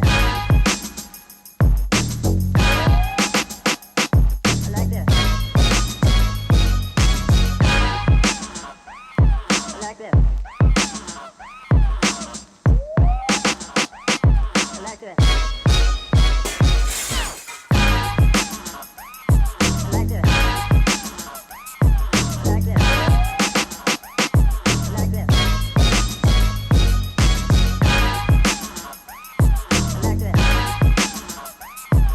this. I like this. I like this. I like this. I like this. I like this. I like this. I like this. I like this.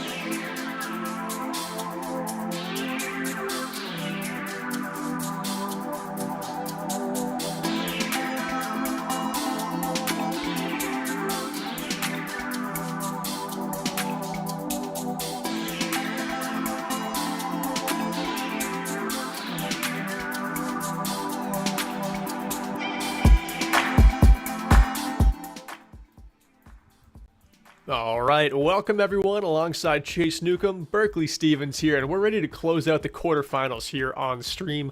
We've got a Challengers Pacific Frontier matchup for you that should be the closest one of the night, a 5 seed versus a 4 seed. Chase, let's get after it. Absolutely. Well, first, let's take a look at what we have for the bracket over in the Challengers Pacific Frontier Division. So, as you mentioned, we have the 4 seed versus the 5 seed. It's George Fox University up against Southwestern Oklahoma State University.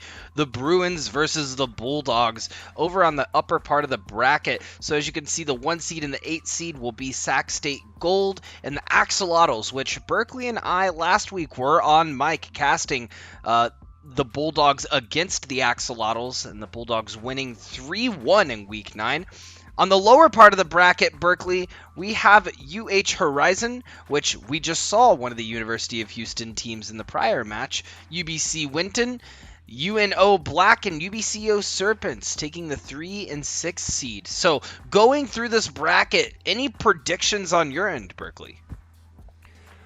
Well, what's really interesting about the Challengers Pacific Frontier is it might be the overall most neck-and-neck division out of any division in any level of the NECC, whether it's Navigators through Legends. This one was the closest. I believe 4 teams finished 4-4, and once you got to like that halfway point, of course, Sacramento State Gold, they seem like they're a cut above, and maybe UH Horizon as well, just a sliver above the rest of the pack, but the bottom half, or maybe even the bottom 6 teams, could all beat each other on any given day, and they probably can go toe-to-toe with Sac State or University of Houston Horizon, but really, I can't give a prediction here because this is just the most even one, and if you make a prediction, you're a fool, because any of these teams can go toe-to-toe with any of the other teams.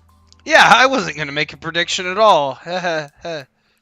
No. I wasn't trying to make you out for a fool, but I mean, if you picked Sac State Gold, yeah, good pick. If you picked U Houston, good pick, but any other matchup here, you can't go by the numbers because it is just so well balanced in Pacific Frontier. I mean, even as an example of that, right, in Week 6, we saw George Fox up against UBCO, and they lost 1-3. However, you look at Swosu Blue, they won 3-0 in Week 3. And this is the 4 seed against the 5 seed. So you're absolutely correct in the sense that any of those teams, kind of seeds 3 through 7, are going to be really, really tight. Which is why this match, I think, is going to be so essential moving through this bracket. But let's take a look at what we're going to see moving forward tonight, Berkeley. What are we looking at for George Fox University? Yeah, for the Bruins, we've got Hookbait holding down the front line. They're going to be our tank. Chaos and Saucy are going to be the Bruins' damage dealers. And then Base and Sea Warrior, they're going to be the supports in the back line, trying to make sure that the plan can be executed with health bars that are not completely depleted. Chase, on the side of the Bulldogs, what are we looking like? On the side of the Bulldogs, we got Cairo leading up his tank, but like we saw last week, Virus may be swapping over flex player for the Bulldogs.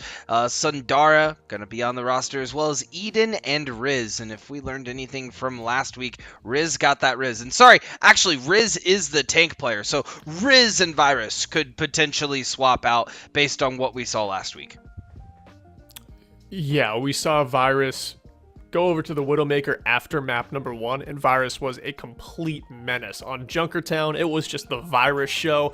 Everyone was at Virus's mercy. The headshots were hitting all throughout the map. So it seems like this is a team, the Bulldogs, that are awfully flexible, especially when it comes to those 2 roles, tank and damage. So they have a lot what they can do. I mean, we're going to be headed to Antarctic Peninsula first if we want to go ahead and take a look at our map pool for tonight. Starting on Control, then Hybrid, Escort, Push, back to Control for the 5-map set. First to 3 here for the quarterfinals. Going into this point, Antarctic Peninsula, probably the 3rd most picked control that we see. What can we expect in terms of compositions? Oh, in Antarctic Peninsula, you're probably going to look at more of a brawl composition. We saw in the first set, if you caught us on, well, I guess the second set, if you caught us in match 2, we saw Fisher go up against UH Premier, and we had a post-game interview with Neb afterwards where he said that Ramatra is probably the best brawl tank right now. You have to play Reinhardt perfectly to get value, so I expect to see some Maze. It's the home turf for May on that map. Definitely some Ramatra. And honestly, supports are a little bit flexible. I know folks love to run that Baptiste, but I think Kiriko, the Kitsune Rush, mixed with the Fist Ponchin for Ramatra can just do a lot of damage in the front line. So definitely a Mei, definitely a Ramatra would be my guess. What about you? Just kind of harkening back to like what we saw last week. I know that the Bulldogs absolutely love playing Cairo on Ana, and they do that to huge effect. Cairo was another one of those players in that match we saw against the Axolotls just last week, where Cairo was showing up, making themselves felt every single fight. The antis, the sleep darts, the clutch burst heals. Cairo was doing it all on Ana, so I'm really looking to see them go back to that hero here in the quarterfinal. Absolutely, and I'm eager to see sort of, I know I talked about this twice, but I cannot stop downgrading or really alluding to how versatile Virus and Riz are on these compositions. They swapped back and forth and were really menaces in the front line for the Bruins. So the Bulldogs certainly have, or I had that backwards, for the Bulldogs. So the Bruins certainly have a trek in front of them, and yeah, Ooh is correct. Riz is going to be on the Junker Queen, but aside from that, we're seeing almost a mirror comp as Virus is making their final switch here. And with just seconds to go, these are going to be the comps that the teams roll out on. The Bulldogs going with extra speed on the Junker Queen. GFU going with hookbait on the Reinhardt.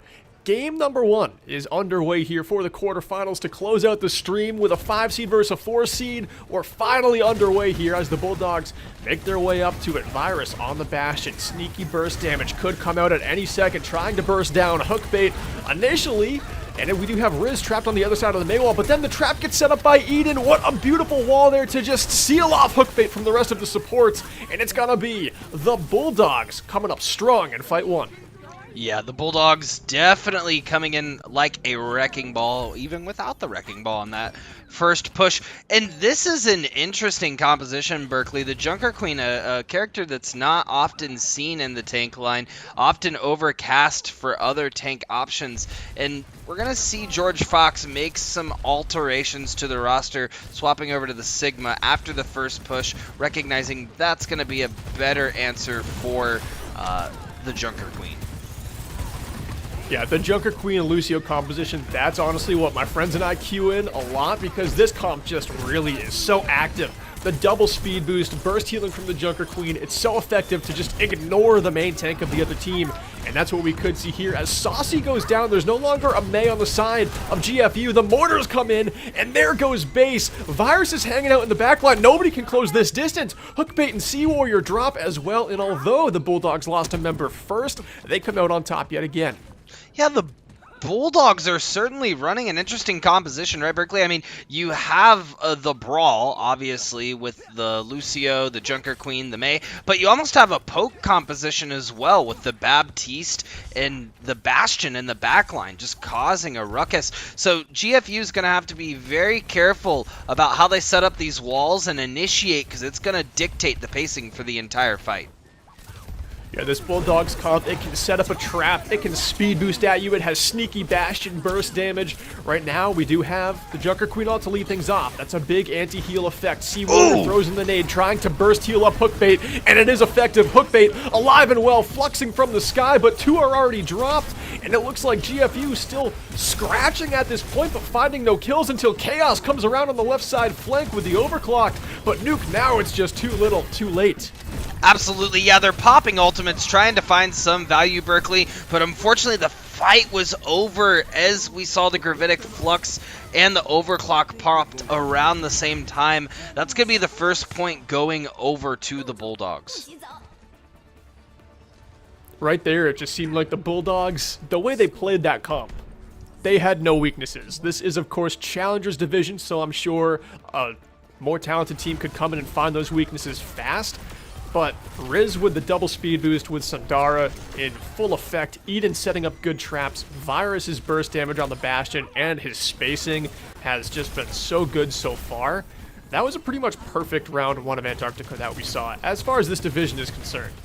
I'm honestly surprised it worked as well as it did with the Junker Queen. Yeah, the Junker Queen Lucio it's sort of a menace composition. You're not wrong. You have the double speed boost. You have a lot of ability for sustainability, obviously with Junker Queen's passive. But I also feel like it's pretty easy to shut down as long as you're able to get that Mei wall up when the Junker Queen pops in, right? But unfortunately, the timing was just a bit off for the Bruins, and now they're going to switch up their composition a little bit going into the second point of Antarctica, running more of a dive.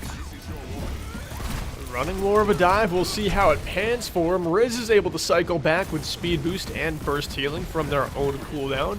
Cairo and Sundara right now kind of poking in the backline. Cairo actually gets that first kill on a hook bait, overextended. Virus does go down, so now your biggest source of damage if you're a Bulldog is out of the fray. How do you keep GFU at bay for these next couple moments, trying to unlock the objective? And they do. The Bulldogs hold it for a moment, but it looks like GFU, they want to pounce, and they want to pounce right now.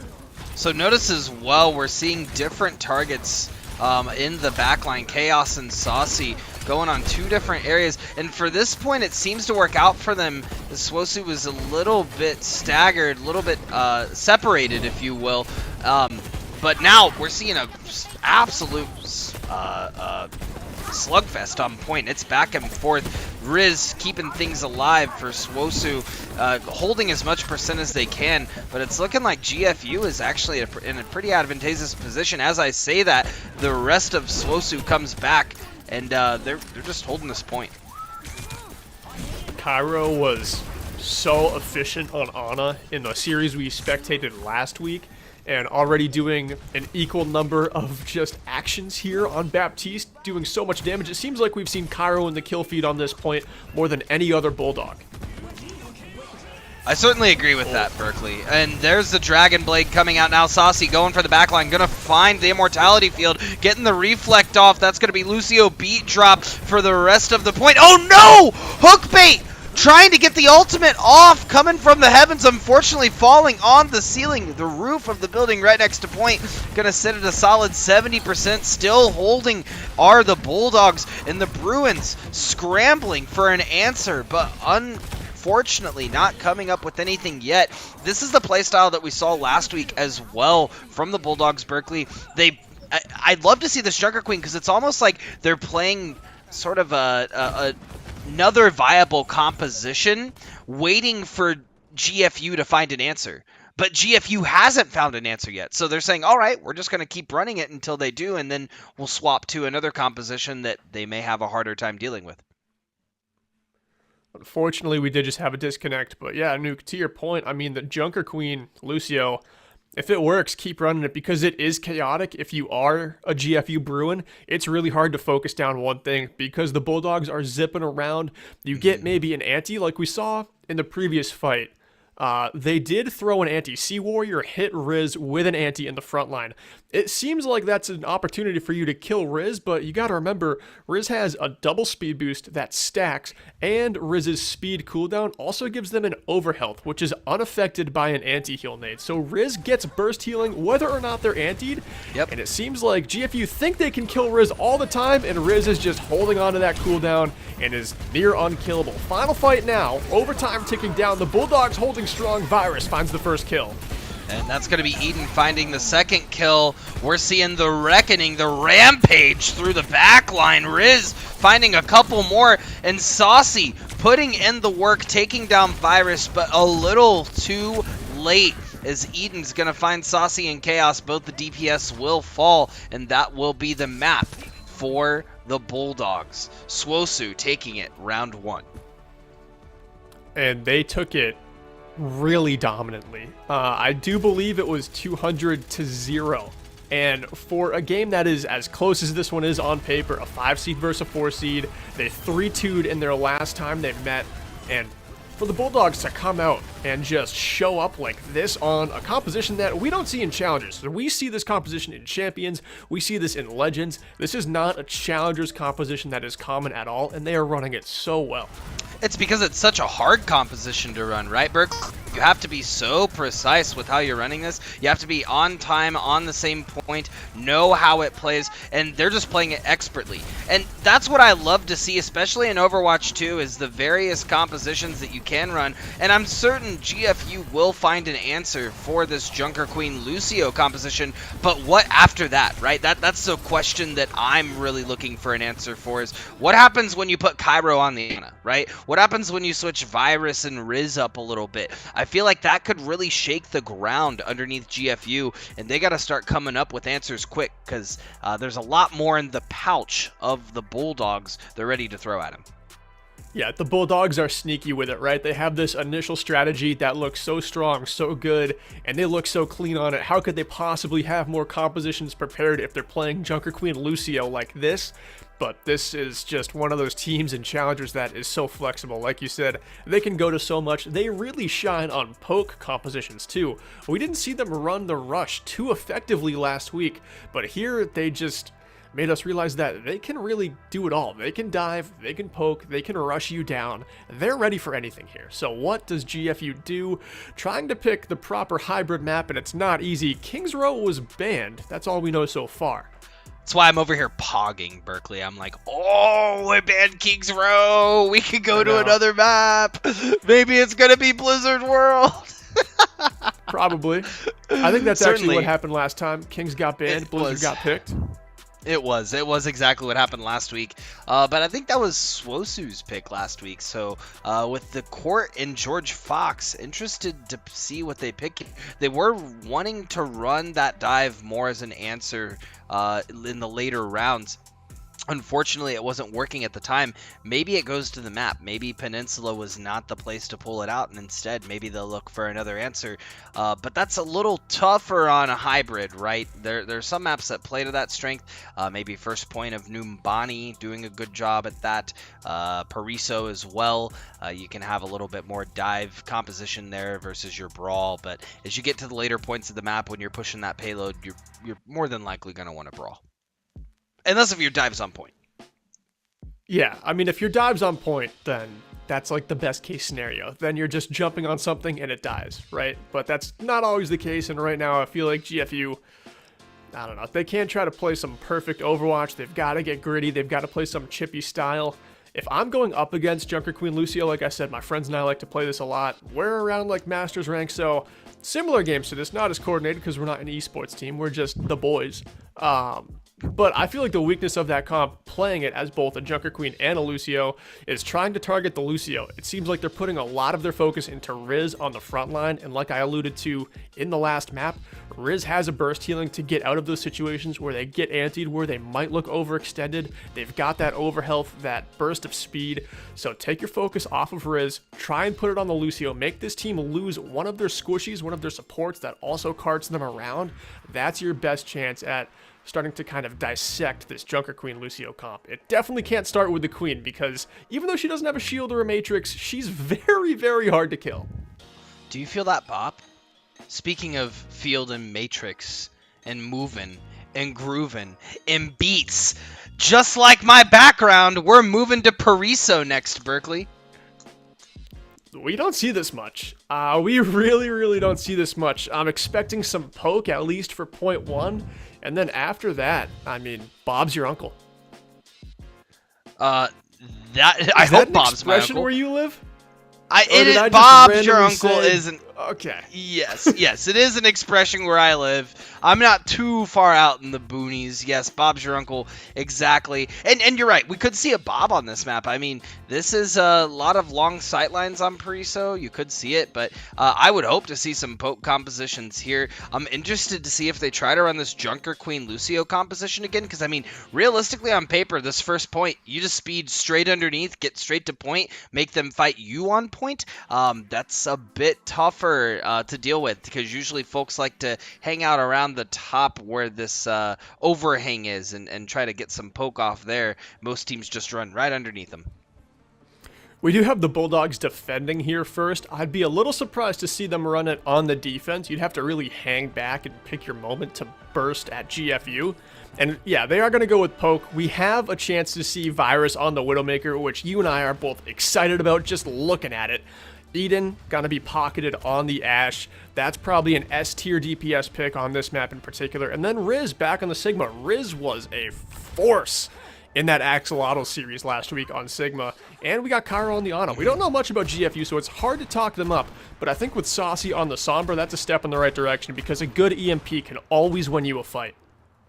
Yeah, absolutely. I mean, EMP, especially, it can cancel out Blizzard now as of the last patch. And if they're expecting Swosu to run a little bit more of a brawl composition, that's a very safe pick.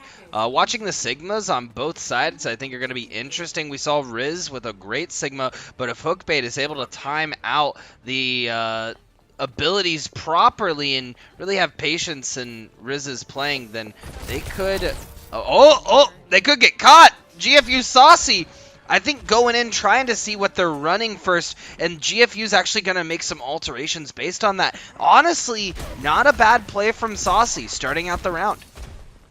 Yeah, doing a little bit of scouting there, seeing that they're running double sniper.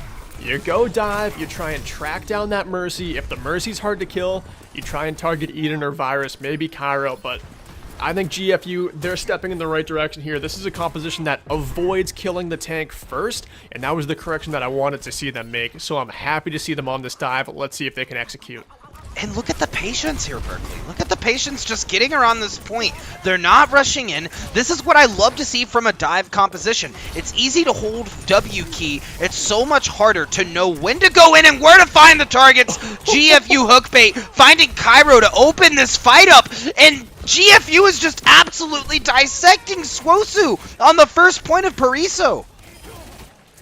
Yeah, look how they just did not care where Riz was. Riz has to be defending backline up against Dive because no one on GFU even has their eyes on Riz. If Riz isn't back peeling for the backline the entire time, if they're just not dedicated to that, then Swosu gets run over. That's exactly what we saw. They went after Cairo. Cairo had no defense. We did see Hookbait almost go down. Hookbait went to 25 HP, so the Bulldogs had a chance to sway it. They just weren't quick enough to eliminate the tank.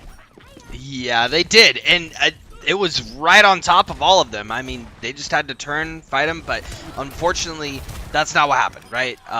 They were able to take point, and a great clapback from GFU so far in this game, showing that they're here as the number 5 seed. They're not leaving. Eden, though, sending GFU Sea Warrior back to the spawn room. This is a solid hold from Swosu with the first 2 picks going in their favor. I see the Bruins backing up here.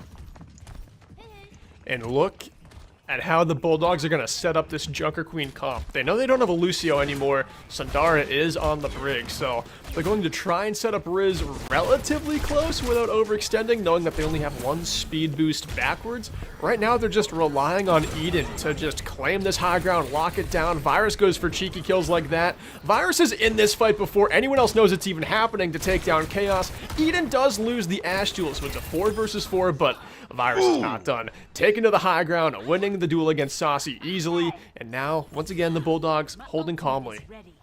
Yeah, Virus on this Tracer, an absolute menace, and something that you'll see often from Tracers, they like to get in, get out, get in, get out. Virus, not even needing to use the recall, just playing the line of sight, diving in, getting a couple headshots, and just walking. You know, Tracers underestimate the value of just moving, just walking, and we're seeing that from Virus. Love that. Hookbait getting the first kill to start off this fight. That's going to be a deep purple. Cairo's going to get one off before they fall to Hookbait, and the ultimate's going to be dropped. Eden falling down.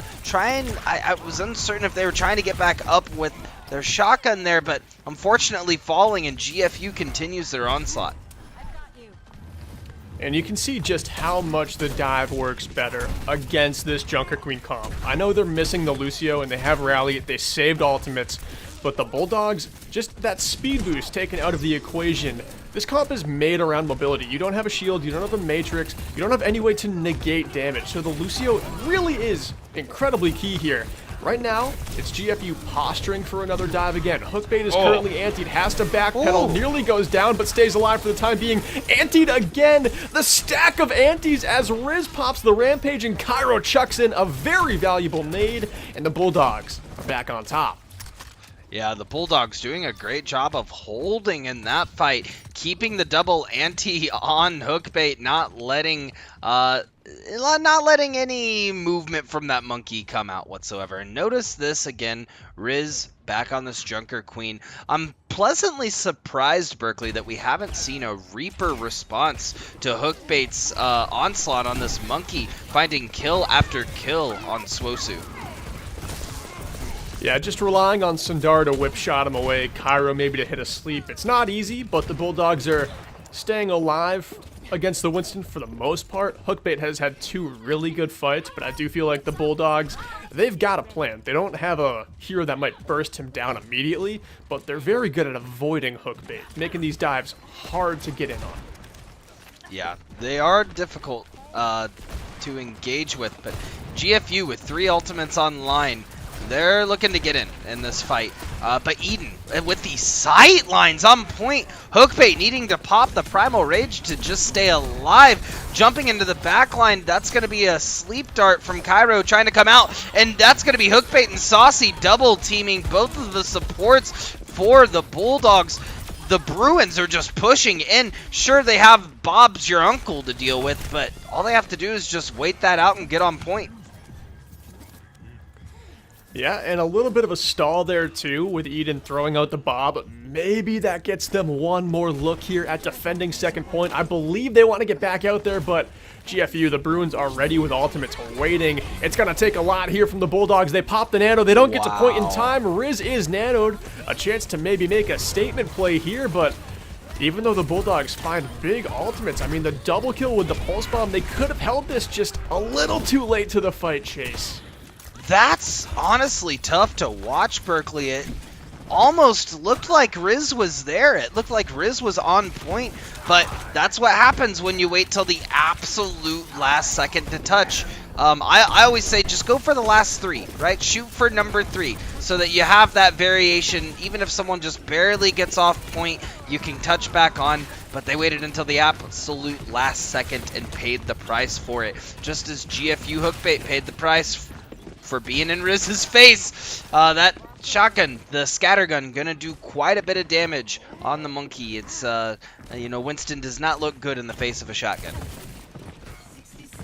No, and Reaper also, maybe the best hero to couple with Junker Queen. I want everyone to take a look at this HUD, the heads-up display for Swosu, our blue team here.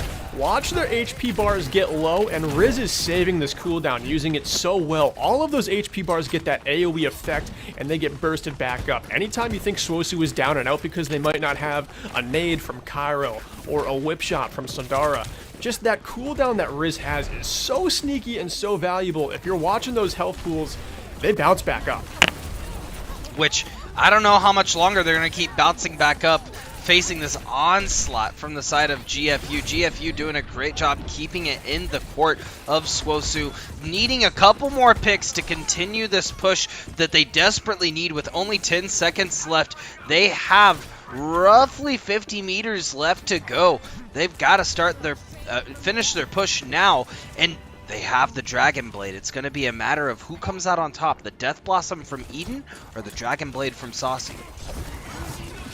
All eyes are on Saucy. The spotlight is on him. Let's see if he's going to be a performer here. Cuts up the Immortality Field and then gets bashed away by Sundara. Back to Lumbridge with you. And here it's the Bulldogs making some noise, barking loud and ending this one in overtime.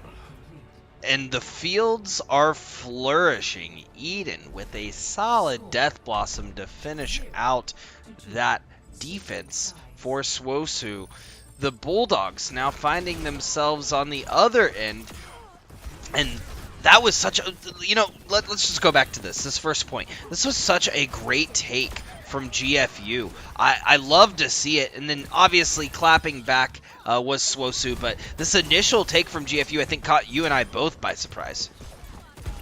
Yeah, right away, they scouted well, made a comp switch that was perfect, and then they executed, they postured the fight, they dove onto Cairo, the Ana for the Bulldogs, and they just decimated the first fight on objective number 1. They looked way better than they did on Control. So they've made adjustments.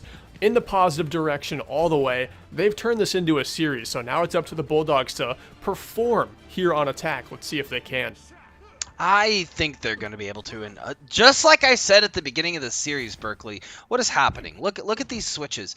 Eden going to be back on the Cassidy, who actually just suffered quite a bit of nerfs in the most recent patch, losing 25 health and now losing damage on the magnetic grenade. That's a very cheeky pick when you have Ash sitting right there. Yeah, and then on the side of GFU, totally different. Constant That's damage. true. Soldier 76. I didn't see the Torb. Oh my, yeah, Saucy gonna choose the Torbjorn. I mean, there has to be a little bit of it has to be a little barraging, a little bit overbearing to switch from a very mechanically inclined character that you are in the back line, you have to hit every shot, to have value such as Genji, then swapping immediately over to Torbjorn the next round. But it goes to show the versatility that this roster has.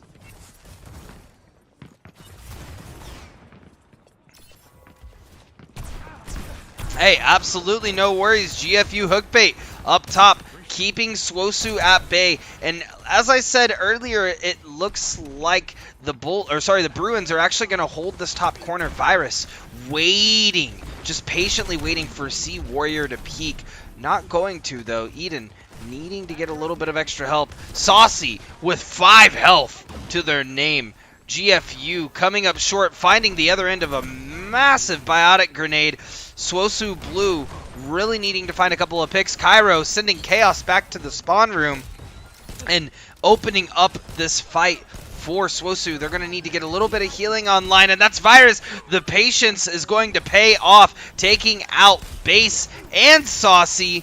And that's going to leave point pretty much wide open. Ooh, never mind. The sleep is going to get eaten from hookbait. Cairo's going to fall. Virus finding another kill on Chaos, but there's not any more members of the Bulldogs to follow up. Will they make it back in time and be able to take point? I don't know. Tell me, Berkeley, you back with us?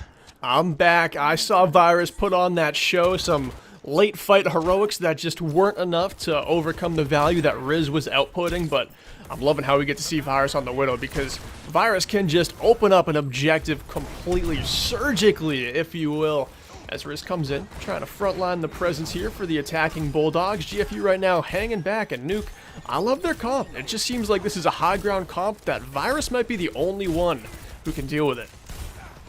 Yeah, Virus has got to find these crucial picks on Sea Warrior and Base for this comp to find any value. And, I mean, paired with Sundara's Discord Orb, it could get the job done. It's just a matter of coordination and timing. Saucy at 97% and nearly having the Molten Core online. We're going to see the Transcendence come out from Sundara, pushing the rest of Swosu onto point. Base is going to fall, leaving Sea Warrior the only support alive for GFU. Tactical Visor's going to get popped, and it looks like Sea Warrior's not going to be able to get it out in time. We're hearing the Deadeye in retaliation. There it is, the Molten Core I was talking about earlier, but it's a little too late as the Bulldogs have captured the first point. And Virus found 3 picks right there. 2 were one-shot headshots. 1, he was a body shot bandit. But Virus went around to the right side and just had an open angle completely behind the Sigma shield. No one had eyes on Virus. And when he's let loose like that, he is just danger to the max. He is danger to the max. I mean, we saw last week, Virus is a menace on this Widowmaker. It's just a matter of whether or not they're able to get the sightline. Saucy swapping back over to the Genji, and it looks like George Fox is actually going to switch back to this dive composition we saw them favor earlier in this series. Yeah, they got to come up with something here. I mean, I do like the switch to the dive just because of how they played it in point 1. Right now, we just have Sea Warrior letting us all know that he's not going to be staying on Zenyatta. Still on the point where they can with Transcendence. Yeah, I was about to say, I mean, what, okay, all right. Yeah, Sea Warrior going to swap over to the Kiriko. I think that that's obviously a better pick with this composition, able to get the Winston and Tracer in and out when Tracer's not getting battered by Riz. The Tootsie's hurt. The Tootsie's hurt bad. The Gravitic Flux is going to hurt as well. Oh my They also God. have... That was a huge sleep. No cap. I don't know how Hookbait's alive. Now, no longer alive, but great support to start off there. We have seen them do this before. They love to nano the Cassidy do these Bulldogs, and they're so lethal when they do it. Last week it was Max Witherman, their DPS player. Eden's filling in for Max this week, but I mean, that is just a Bulldog play. That is identity Overwatch right there. Nano on the Cassidy. Expect it more.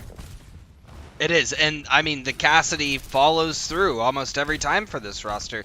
It's one of the better hit scan picks for that reason. It's your tried and true with the Peacekeeper or the Peacemaker. Sorry, Gravitic Flux coming down on point. Monkey gonna fall very, very low as Hookbait's Winston needs to back up for this George Fox roster.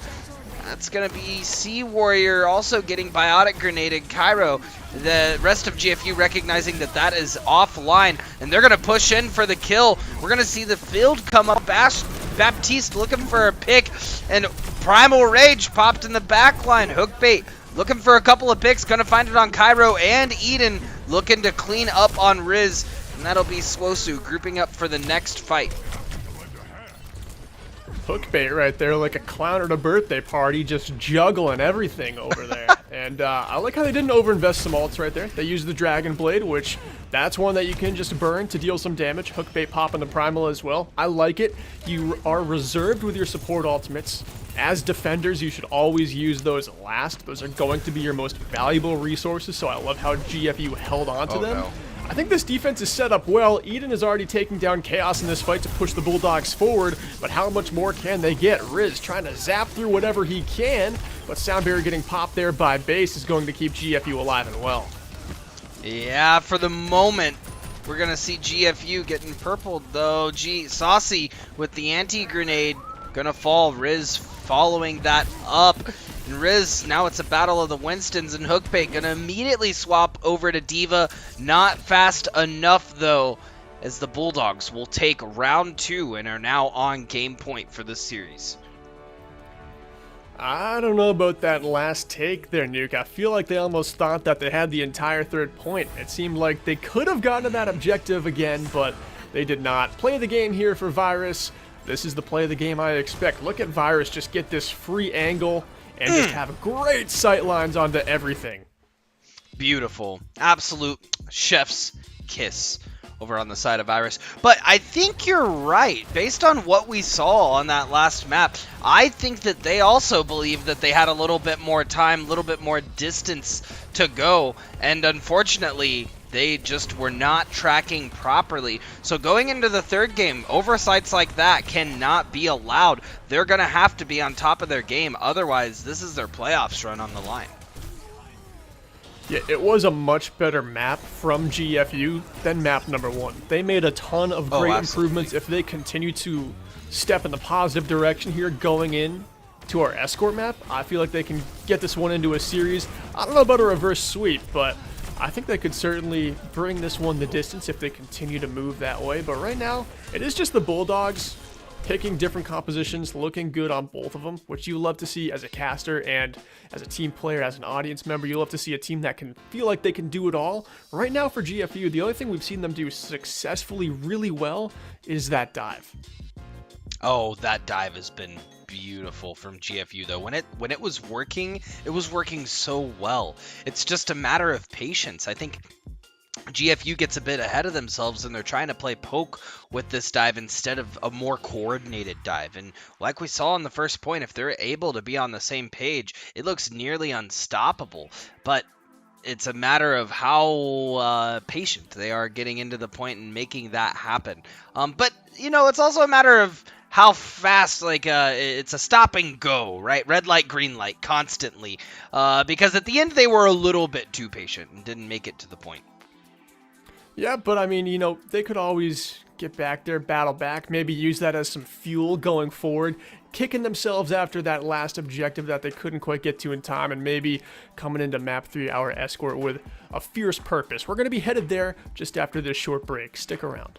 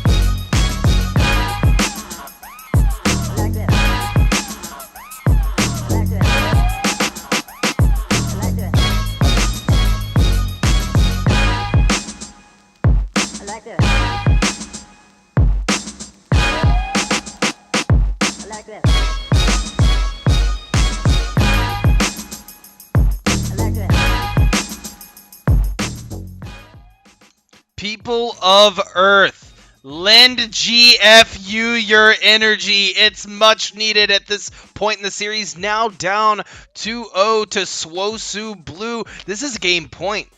This is the Challengers Pacific Frontier quarterfinals match for playoffs, Berkeley.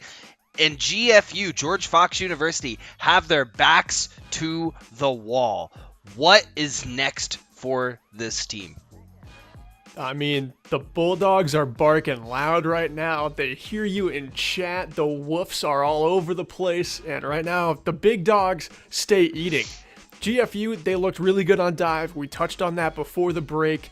Going into our next map, it's going to be Escort. It's going to be Circuit Royale. Not a map you can run dive on the entire time, but there's certainly some points where it can shine. If GFU can run an effective poke comp and get to those points where dive is effective, maybe switching at the right time, they have a really good chance here on this stage. Probably better than Antarctic or Paraiso. So I'm looking for them to get a map win here. I wasn't expecting a sweep, and I still don't expect one now. Berkeley, this is a risky pick for one reason. There is one thing that will stand between GFU and victory on this map, and it's going to be Virus's Widowmaker. I called it as they were loading in. I knew it was going to happen. The sightlines on this map are absolutely insane. Eden was also popping off on the Cassidy. Kairo's coming back on the Ana.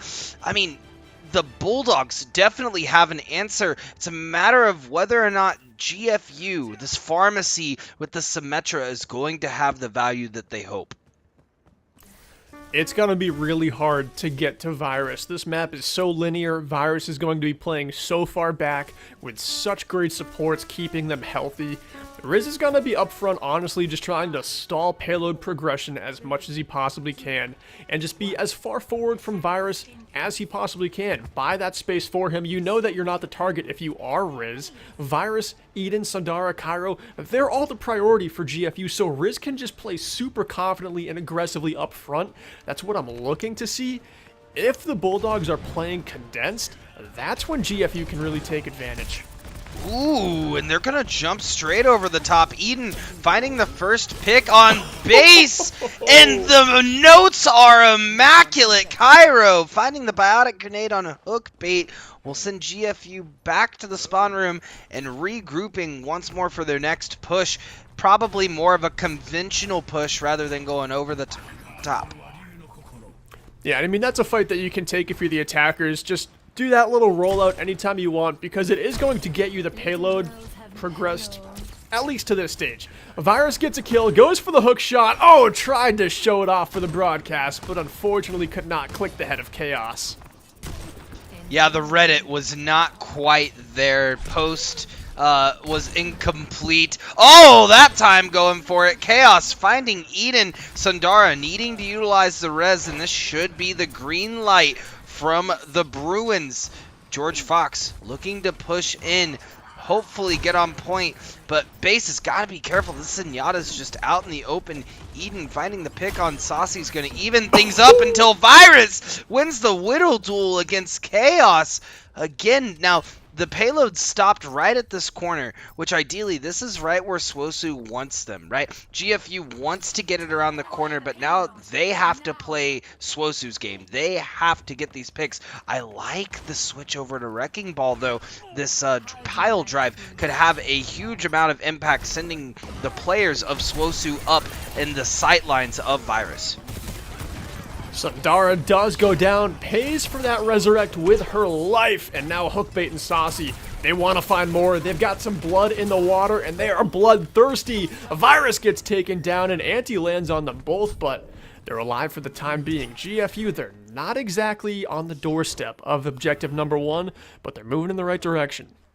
They are. They're moving in the right direction. They're close. I mean, they're keeping 2 on. Now they have 3 on. They're playing it right. You have to be quick. You have to be quick to it. And Swosu grouping up, but I don't know if it's going to be in time. They need someone to touch. They got 3 meters left. They're going to make it with 1.77 left. That's a sleep out and a Deadeye to follow suit. Hookbait finding the kill on Eden, and Virus falling to Chaos is going to be the comp that they need to get it in. They just got to take out one more on point, and they're going to do it, Berkeley. They're going to make it to the first point. And look at ults. That was a great fight to secure the first point. But the Bulldogs put in everything to try and buy objective number 1 and keep that defense going. They used 4 ultimates. Riz is the only one close. Nice little play here from Chaos hanging back. But GFU, not only are they loving having objective 1, but if they're tracking ults, they know that they are way ahead going into Streets phase. Oh, certainly. I mean, look at those ultimates online for GFU. We're here in the first one. The Kitsune popped from Sea Warrior, and Virus not caring. Saucy gonna get retribution for Virus, but not gonna find it. Gonna find the other end of Widow's heels. Getting the melee to the face. Saucy will fall, and having to expend the Dragon Blade. Berkeley, right before that fight, you said that they had the advantage going into this phase, but those were 2 ultimates used for GFU, and unfortunately not finding any value. Yeah, Chase, I'm not going to mince words here. They blew it. They popped a Dragon Blade. They had 4 swings out of Widowmaker. It only takes 2, and they whiffed 2 of those swings. Virus could have gone down. Saucy could have dashed onto a new target, but instead, a couple of whiffs right there, and believe it or not, Dragon Blade, there is a skill shot to it, and Virus got the better of the duel because Saucy missed that. Yep. It's one of those classic cases of it just be like that sometimes. Yeah. Virus gonna find the first pick as the ultimate is gonna pop for the Widowmaker. Infrasight is online, and everyone now knows where GFU is hiding. They're gonna hunt them down one by one, hopefully sending them back. That's going to be a very low base. And this is where you can get extremely staggered on this map. Circuit Royale is unforgiving when it comes to the second point, Berkeley. If you get stuck here, you could be stuck here for the rest of the map. You have to be very careful about how you regroup and engage. Yeah, why people really don't like this map as you kind of climb the ranks and face good Widowmakers is because this fight is totally dependent on winning the Widow duel as the attackers. Chaos does it right there. There's no res on the table for the Bulldogs, but this is the only way you actually end up taking this point, is your Widow has to pick the other Widow first. So GFU, they start it properly. Everything's gone according to plan so far. Now there's just about 25 meters before you finish point 2. GFU, they have a minute to do it, so they certainly have a little bit of time, but not enough. If Swosu come back with these ultimates, Berkeley, that could spell a lot of trouble for George Fox University. They do have the Transcendence online. We are going to hear... Oh! The Junker Queen trying to ult into point, but she's going to get booped off by Hookbait. What a play from George Fox. That is such a silent play of the game right there. Like, that will never be play of the game. Wow. But that very may could have just gotten GFU objective number 2, because like you were saying, the Bulldogs had so many ults, and that was only the start. They were going to be coming out with Rally. Eden did throw a Blizzard. It was just a tad too late. They had everything right there, but Hookbait had something else in mind, and that was the boop of the night. You want to know the crazy thing too, Berkeley? All they had was that, Transcendence. Like, I know. everyone would have been antied. It wouldn't have mattered. The Transcendence wouldn't have mattered at all. They would have gotten rolled. Completely agree. That is so crazy. But, I mean, George Fox, I mean, coming in strong. Hookbait getting the boop of the century for this team. And they continue their push. They have a minute left to do it now. I think they just dry fight, get some ults online, really look to finalize this. But, oh my lord, Riz is already back at 87% for their ultimate. Yeah, Riz, when we were saying that the boop happened, Riz was at 56 after that fight. Riz is unbelievable at Junker Queen. Like, I can see why they love to play it with or without the Lucio, with or without the comp based around them. Riz is not a specialist on Junker Queen, but definitely a Junker Queen player. Yeah, and it's shining through just like Chaos, getting the overclock shard on Eden shining through. We're hearing the rally from Brig. The new ultimate is online. That's going to do quite a bit of damage. They only need to find one more hit on Saucy. Saucy's going to make it out with their life on the line. But that's only 20 seconds left on the clock, Berkeley. They got to make it happen now. And into the final 10 seconds we go. Saucy falls fatal. Hookbait and Chaos as well. The time is going to tick down. There's only going to be a scramble to the objective, if that. Payload's going to park here, and now we get to see how the Bulldogs attack. Nuke, GFU, they did great getting that second point. I feel like they got bonus distance here. I really do feel like the Bulldogs had the resources to end that one, holding the second point, but GFU Hookbait in particular made the play to get them around 45 meters farther.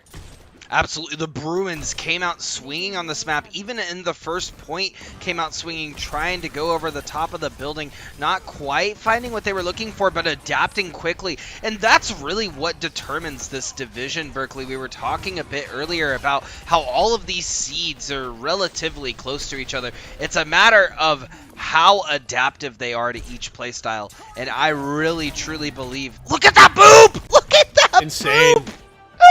Oh, it was beautiful. But I truly do believe that this could swing in either favor. As we've gotten through this series, George Fox has just been prominently more of a menace, more lethal as we've moved on. Chaos finding more and more of these picks on Virus. Saucy, well, the Genji was a little sus, was looking good on some of the other picks in the last map, and obviously Hookbait just coming out swinging. Can't forget Base or Sea Warrior keeping the team alive as well. Like, this roster is coming online, and Swosu may find themselves very quickly on the back foot if they are to lose this map.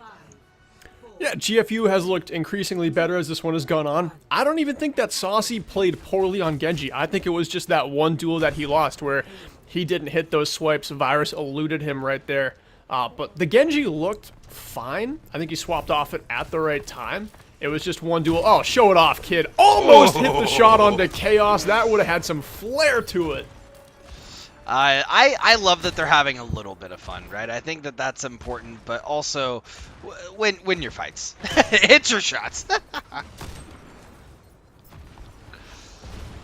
Calm before the storm here, as the Widowmakers know that the pressure is on them. Riz goes down uncharacteristically first and early. Hookbait with a little bit of a stun, and the Discord, it seemed like, was just overbearing. Yeah, they have time to do it, and really going into this first point, Berkeley, I mean, we are playing very spread out. There are sight lines all over the place. LOS left and right. We have every sniper in the game out on this map. Almost every hit scan is out as well. Like, this is a matter of who is peeking where and whether or not there's an angle. And GFU doing it, I mean, this is a school that is known for their FPS, known for their first-person shooters, and they are playing these sightlines extremely well. Hookbait taking the brunt of the force as Swosu makes their push in, but we've got to see some picks coming out very soon from George Fox if they want to hold this angle. Yeah, George Fox right now down their Baptiste. Base almost got back to the fight in time, but not quick enough to save Hookbait. Chaos loses back-to-back duels against the top 500 Widowmaker that is Virus. Social distancing, masks, nothing is effective against this dude. He's a machine. I mean, you're just going to have to get vaxxed, and sometimes that still isn't enough, right? From what we've seen, 4 minutes and 30 seconds still to make this push happen, and all the ultimates are about to come up for the Bulldogs. The Bruins have the Gravitic Flux online, might be able to make a play with it. They have dragons coming up. They're not going to wait for the dragons. They're going to go ahead and pop the Gravitic Flux and find two. Eden and Cairo falling with that one. That's going to be a huge stagger for Swosu and a great pick for George Fox. And you absolutely know that Hookbait didn't want to have to use that there, but the second Chaos died to Eden, Hookbait popped it immediately. He knew the ult was called for, wasted absolutely no time, and now the defense can continue to hold the most valuable position on this map. Middle of second point. This is where Circuit Royale defenses are made. I love that play from Hookbait, even though you know he didn't want to use it, but he had to. And now, ults are getting let loose. The Immortality Field saves Sea Warrior to Transcendence in time, but Chaos once again dropped by a headshot from Virus. Dragon Strike spirals through the objective, finding no kills, but splitting off the Bulldogs. And now we'll see how GFU rally from this. They pop up the Ant Matrix. We've got Hookbait stepping up aggressively into the front line, supported by Base and Sea Warrior, needing to find kills, but finding none yet. I was gonna say, Berkeley, if they weren't gonna heal Saucy, I was about to have an aneurysm. Saucy was sitting at 5 health. 5 health for like a solid 15 seconds. I'm just over here clinching for this man myself. You know, did a great job getting him up healing finally, but I'm over here tweaking. Swosu gonna win that fight, push it in, make it to the second point. And now George Fox, they have roughly around 4 minutes to make this hold. And while they were attacking, they did get around this final corner. They did get a bit of distance. This is a perfect sort of point to hold with snipers, but you can also see more of a dive composition come out as we're seeing George Fox swap to that, try to get in on these snipers, and that's exactly what they're going to do. I love it. Closing the distance onto Eden. Fast burst, getting that kill through the pocket. That's what you have to do now. You can set up, posture well, go for a squishy up next. Virus, can't keep peeking this dude. I mean, he's laying you down all series long. You just gotta hide. Hide until you have a target. Speaking of hide, you can't really do that when you got Infrasight on you. So GFU, while they do have the dive composition, will just want to bide their time here. Wait a little longer for the salt to go down, but this is valuable time being bought for the Bulldogs. Virus gets another peeker as Base comes around a corner and gets laid down by a headshot. Hookbait falls as well. The payload is so close. The pulse bomb gets gobbled up by Riz. And now there's no play to be made for GSU. They've got no ultimates left to use. And it looks like the Bulldogs, they've got more than enough to close out this series and punch their ticket to the semifinal. It's a Lucio versus the world. Scratch that hook bait coming in this time. Will it be as clutch as the first time they came in? I'm not sure. Bob's your uncle. He's there. He's going to cap to push it in, and that's going to be it. Southwestern Oklahoma State University going to take it 3-0 in the quarterfinals of the Challengers Pacific Frontier Division here at NECC. Play of the game, however, will go to George Fox's Chaos. Yeah, and Chaos really did answer the call to the best of his ability, trying to take the Widow duel against Virus. We know that Virus got the better of Chaos, but Chaos, that's a matchup where he is definitely not favored in because of just how good Virus is on Widow. But Chaos really did give GFU good hopes at hanging in this game, giving them an opportunity to win on Circuit Royale, to win on Paraiso, but they just were short of the mark today. But what a wonderful batch of replays we got. This game, even though it was a 3-0, it was full of highlights from both teams, Nuke. This was definitely the best game of the night on broadcast. I mean, certainly, George Fox, I gotta give them props in this set. Really, you could see the gears turning on this roster, trying to find answers left and right for everything the Bulldogs were sending their way, and didn't sit in the spawn room the last 15 seconds. Actually gave it their all the entire way through. Huge shout out to George Fox, played immaculately tonight. Unfortunately, gonna come up a bit short, and that's playoffs for you, right? It is hyper competitive, hyper intense. And it's going to stay that way. I mean, the competition only ramps up, gets closer from here. It's hard to believe, but as the semifinals and finals get set, there's just an amazing level of collegiate Overwatch coming your way. And it's not just Legends, not just the top division that's going to be the most entertaining. This is Challengers, and this was by far and away the most entertaining Overwatch we got to see. It was balanced, it was diverse in terms of hero selection, who was the playmaker when. This was the fun one to watch tonight. But now, It was. Nuke, to wrap up this series, how are you feeling about the Bulldogs? They were the 5 seed, they beat the 4 seed, and they looked great. They did look great. I mean, like you said, as we were sort of talking before this game, that in giving the analysis, anyone in this 4 to 7 range really could have beat each other. And I think that really is the testament of how competitive this specific conference, this specific division is. And that's only going to make all of their wits sharper moving forward. That's only going to strengthen them as teams. And certainly, I mean, they found summer scrim partners throughout everyone in this division. They would be... you know, they would not be in a good position not to scrim them over the summer. That's what I was really getting at. But yeah, absolutely. I was surprised to see Southwestern Oklahoma State take it, but it was a pleasant match indeed. I was shocked to see them sweep it because especially, map 2 and 3, they did seem close. Virus just continued to perform consistently very well. I think that's why it ended up being a sweep. If I had to give a player of the game, I would give it to Virus, because so much of the series came down to needing to win a Widowmaker duel, and that's a lot of pressure in playoffs. Virus delivered. We're going to be headed to a short break. We've got an interview with a member from the Bulldogs coming up just after this.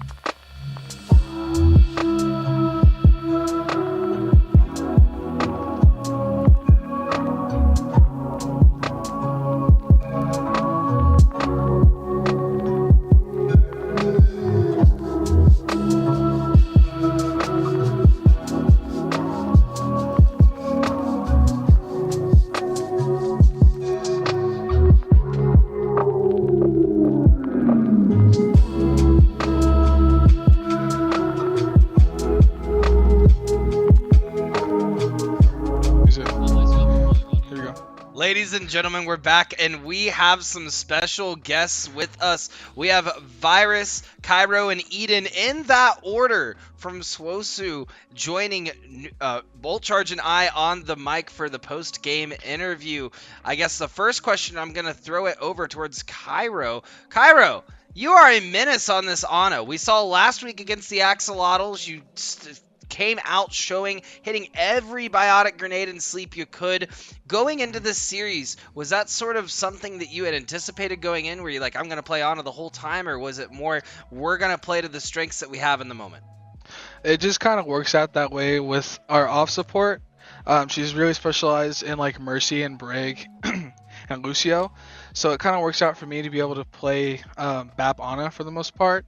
And I'm most comfortable with Ana, and that's how I climbed up. I used Ana to climb. But her nade is just so strong, and without them having a Kiriko sometimes, or even with the Kiriko, just calling out Suzus and using nade appropriately is very strong, and it allows our DPS to capitalize on that, especially when we have Riz running the Winston or the Diva to go and finish off those little squishies. I think we even saw that in the final fight as well, where they threw a Suzu and Riz just popped Rampage as soon as the Suzu went down. That was a great play. So I'm gonna throw it back over to Berkeley now. He's gonna give you a couple of questions. Gotcha. All right, you guys are sharing the headset, right? Yeah, just Digital let us audio. know. Yeah, All right, just I'm gonna have you pass it off to Eden, and I'm gonna direct this question to him. Sorry, we have to share a headset. All right, Eden. Yes. This question is for you. You All guys play a composition that we really don't see a lot in challengers, and you play it really, really well. What do you guys like as a team about the Junker Queen composition? I don't know. I think we really like the aggressiveness you can really do with it. I think it catches a lot of people by surprise when people see it. You don't really see Junker Queen a lot. You saw her a lot at first when she was first released, but you didn't really see her as time had went on, especially with Kiriko and Suzu. But we're really just taking advantage of, like they were saying, like knowing when to call out the Suzu and knowing when to capitalize off of that, especially with our damage. So, especially with our anti from him running Ana, it's super nice having that super high damage, high aggressive gameplay. Yeah, and I mean, you gotta pass on my words to Riz too, because Riz looks so good on Junker Queen, using that shout at the right moment to save teammates, not just thinking about himself with that cooldown. You can tell like he almost has like a support player's brain in like a tank's body. He played it so well. Yeah, he's great. He really helps a lot with our team comps. He's been in this program longer, I think, at the same time as you, Riz has.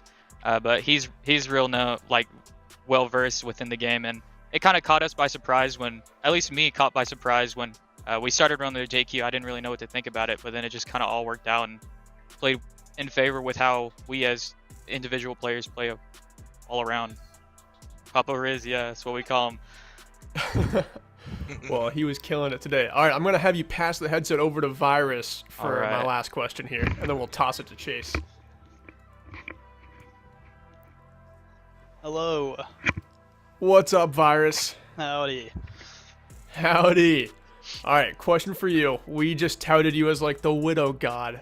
Widow top God. Top 500 hit scan, right? Yes. Nice. All right, it definitely shows through. When you see a map like Circuit Royale, which everyone knows is a poke map, everyone thinks of it as a Widowmaker map. When you see that is your match point map, how are you feeling as a Widow player? As a Widow player, to be honest with you, we try and get Junkertown and Circuit. Super good map, super long sightlines.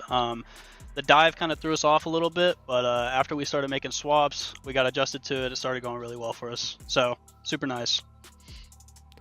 And how do you feel, again, challengers, it's not Legends Division, so you're not facing these like top 500 top to bottom lobbies like you are. If you're a Widowmaker, how important is just taking the Widow duel and winning it versus like aiming at a different squishy target? Do you always prioritize the Widow first? Super situational. If their Widow is like super good, super popping off, doing really good in the game, I try to prioritize the Widow a little bit more. But unless that's happening, if I can just be a nuisance, stay out of LOS of her and kill the rest of her team, that's mostly what I try to do. I like it. Well, thanks for letting me pick your brain as a Widow player, and I'm going to toss it over to Chase for the last question. All right, Virus, Appreciate you. Toss it back over to Cairo. My final questions for Cairo. All right, Cairo, it's for you. Final question. I love the headset. All right. Question. Yeah, I love it this too. is Yeah, hilarious. Cairo. So my final question is for you. You seem to have a team of characters. Y'all seem like you have a lot of fun in your program. How do you wrangle comms as an ANA player in quarterfinals of NECC? What do you do to wrangle your comms for your team? You yell a lot. We had some issues like Virus brought up with the dive. And with that just came a lot of comms of knowing when we should peel and when we need to be being aggressive on those nades like we were talking about earlier. But yeah, our chat, our comms are very loud, to say the least. Certainly. Well, the floor is now y'all's. I throw it to y'all. Any three of you, anyone that you'd like to thank, anyone you'd like to shout out. It was a pleasure watching y'all tonight, and we wish you the best moving forward in the playoffs. Any shout outs or like final words? GG's to the other team, 100%. Great game. Threw us for a loop. We were really excited for this game. And I guess good luck to our next opponent, and we'll be ready. Well, great. It was awesome chatting with y'all tonight. We're going to go ahead and close it off here on the broadcast. But have the best of nights. Good luck next week in semifinals. We're excited to watch you. Thanks. Awesome. Well, Berkeley, it was our final Chase. cast of the night. That was it for you and I for playoffs for NECC for the first time in, 6 semesters now. We won't be doing a semifinals or finals. Yeah, I mean, I'd love to thank the NECC for another opportunity. 6 semesters is quite the run. Almost as long as I was in college for. We're coming up on that milestone. Nuke, Very soon. I'll let you give the closing words here, but yeah, it's always a pleasure to come back and cast NECC. Certainly. And we'll be more than likely, hopefully, fingers crossed, we'll be back again next season. But if you want to keep up from now to then with what Berkeley and I are doing, you can catch our handles below. You got it right over here at Chase Newcomb, right over there at AltCharge. We do some pretty exciting stuff. Berkeley's traveling around for casting. I'm traveling around wrangling players as a collegiate esports director. It's it's a lot. Wrangling. It's a lot of fun. We have a lot of fun. And also, gotta give shout outs, obviously, to the folks that we have on the back end of the broadcast. We got Caroline, SGK Carol, and Hippie Prod both making sure that this broadcast can happen. They've been here all night. Huge shout out to them. And with that being said, that comes to the end of our broadcast. Quarterfinals are finished for collegiate Overwatch here in the NECC. Stay tuned for semifinals next week. I've been Chase Newcomb. This has been Berkeley Stevens, and we're signing off.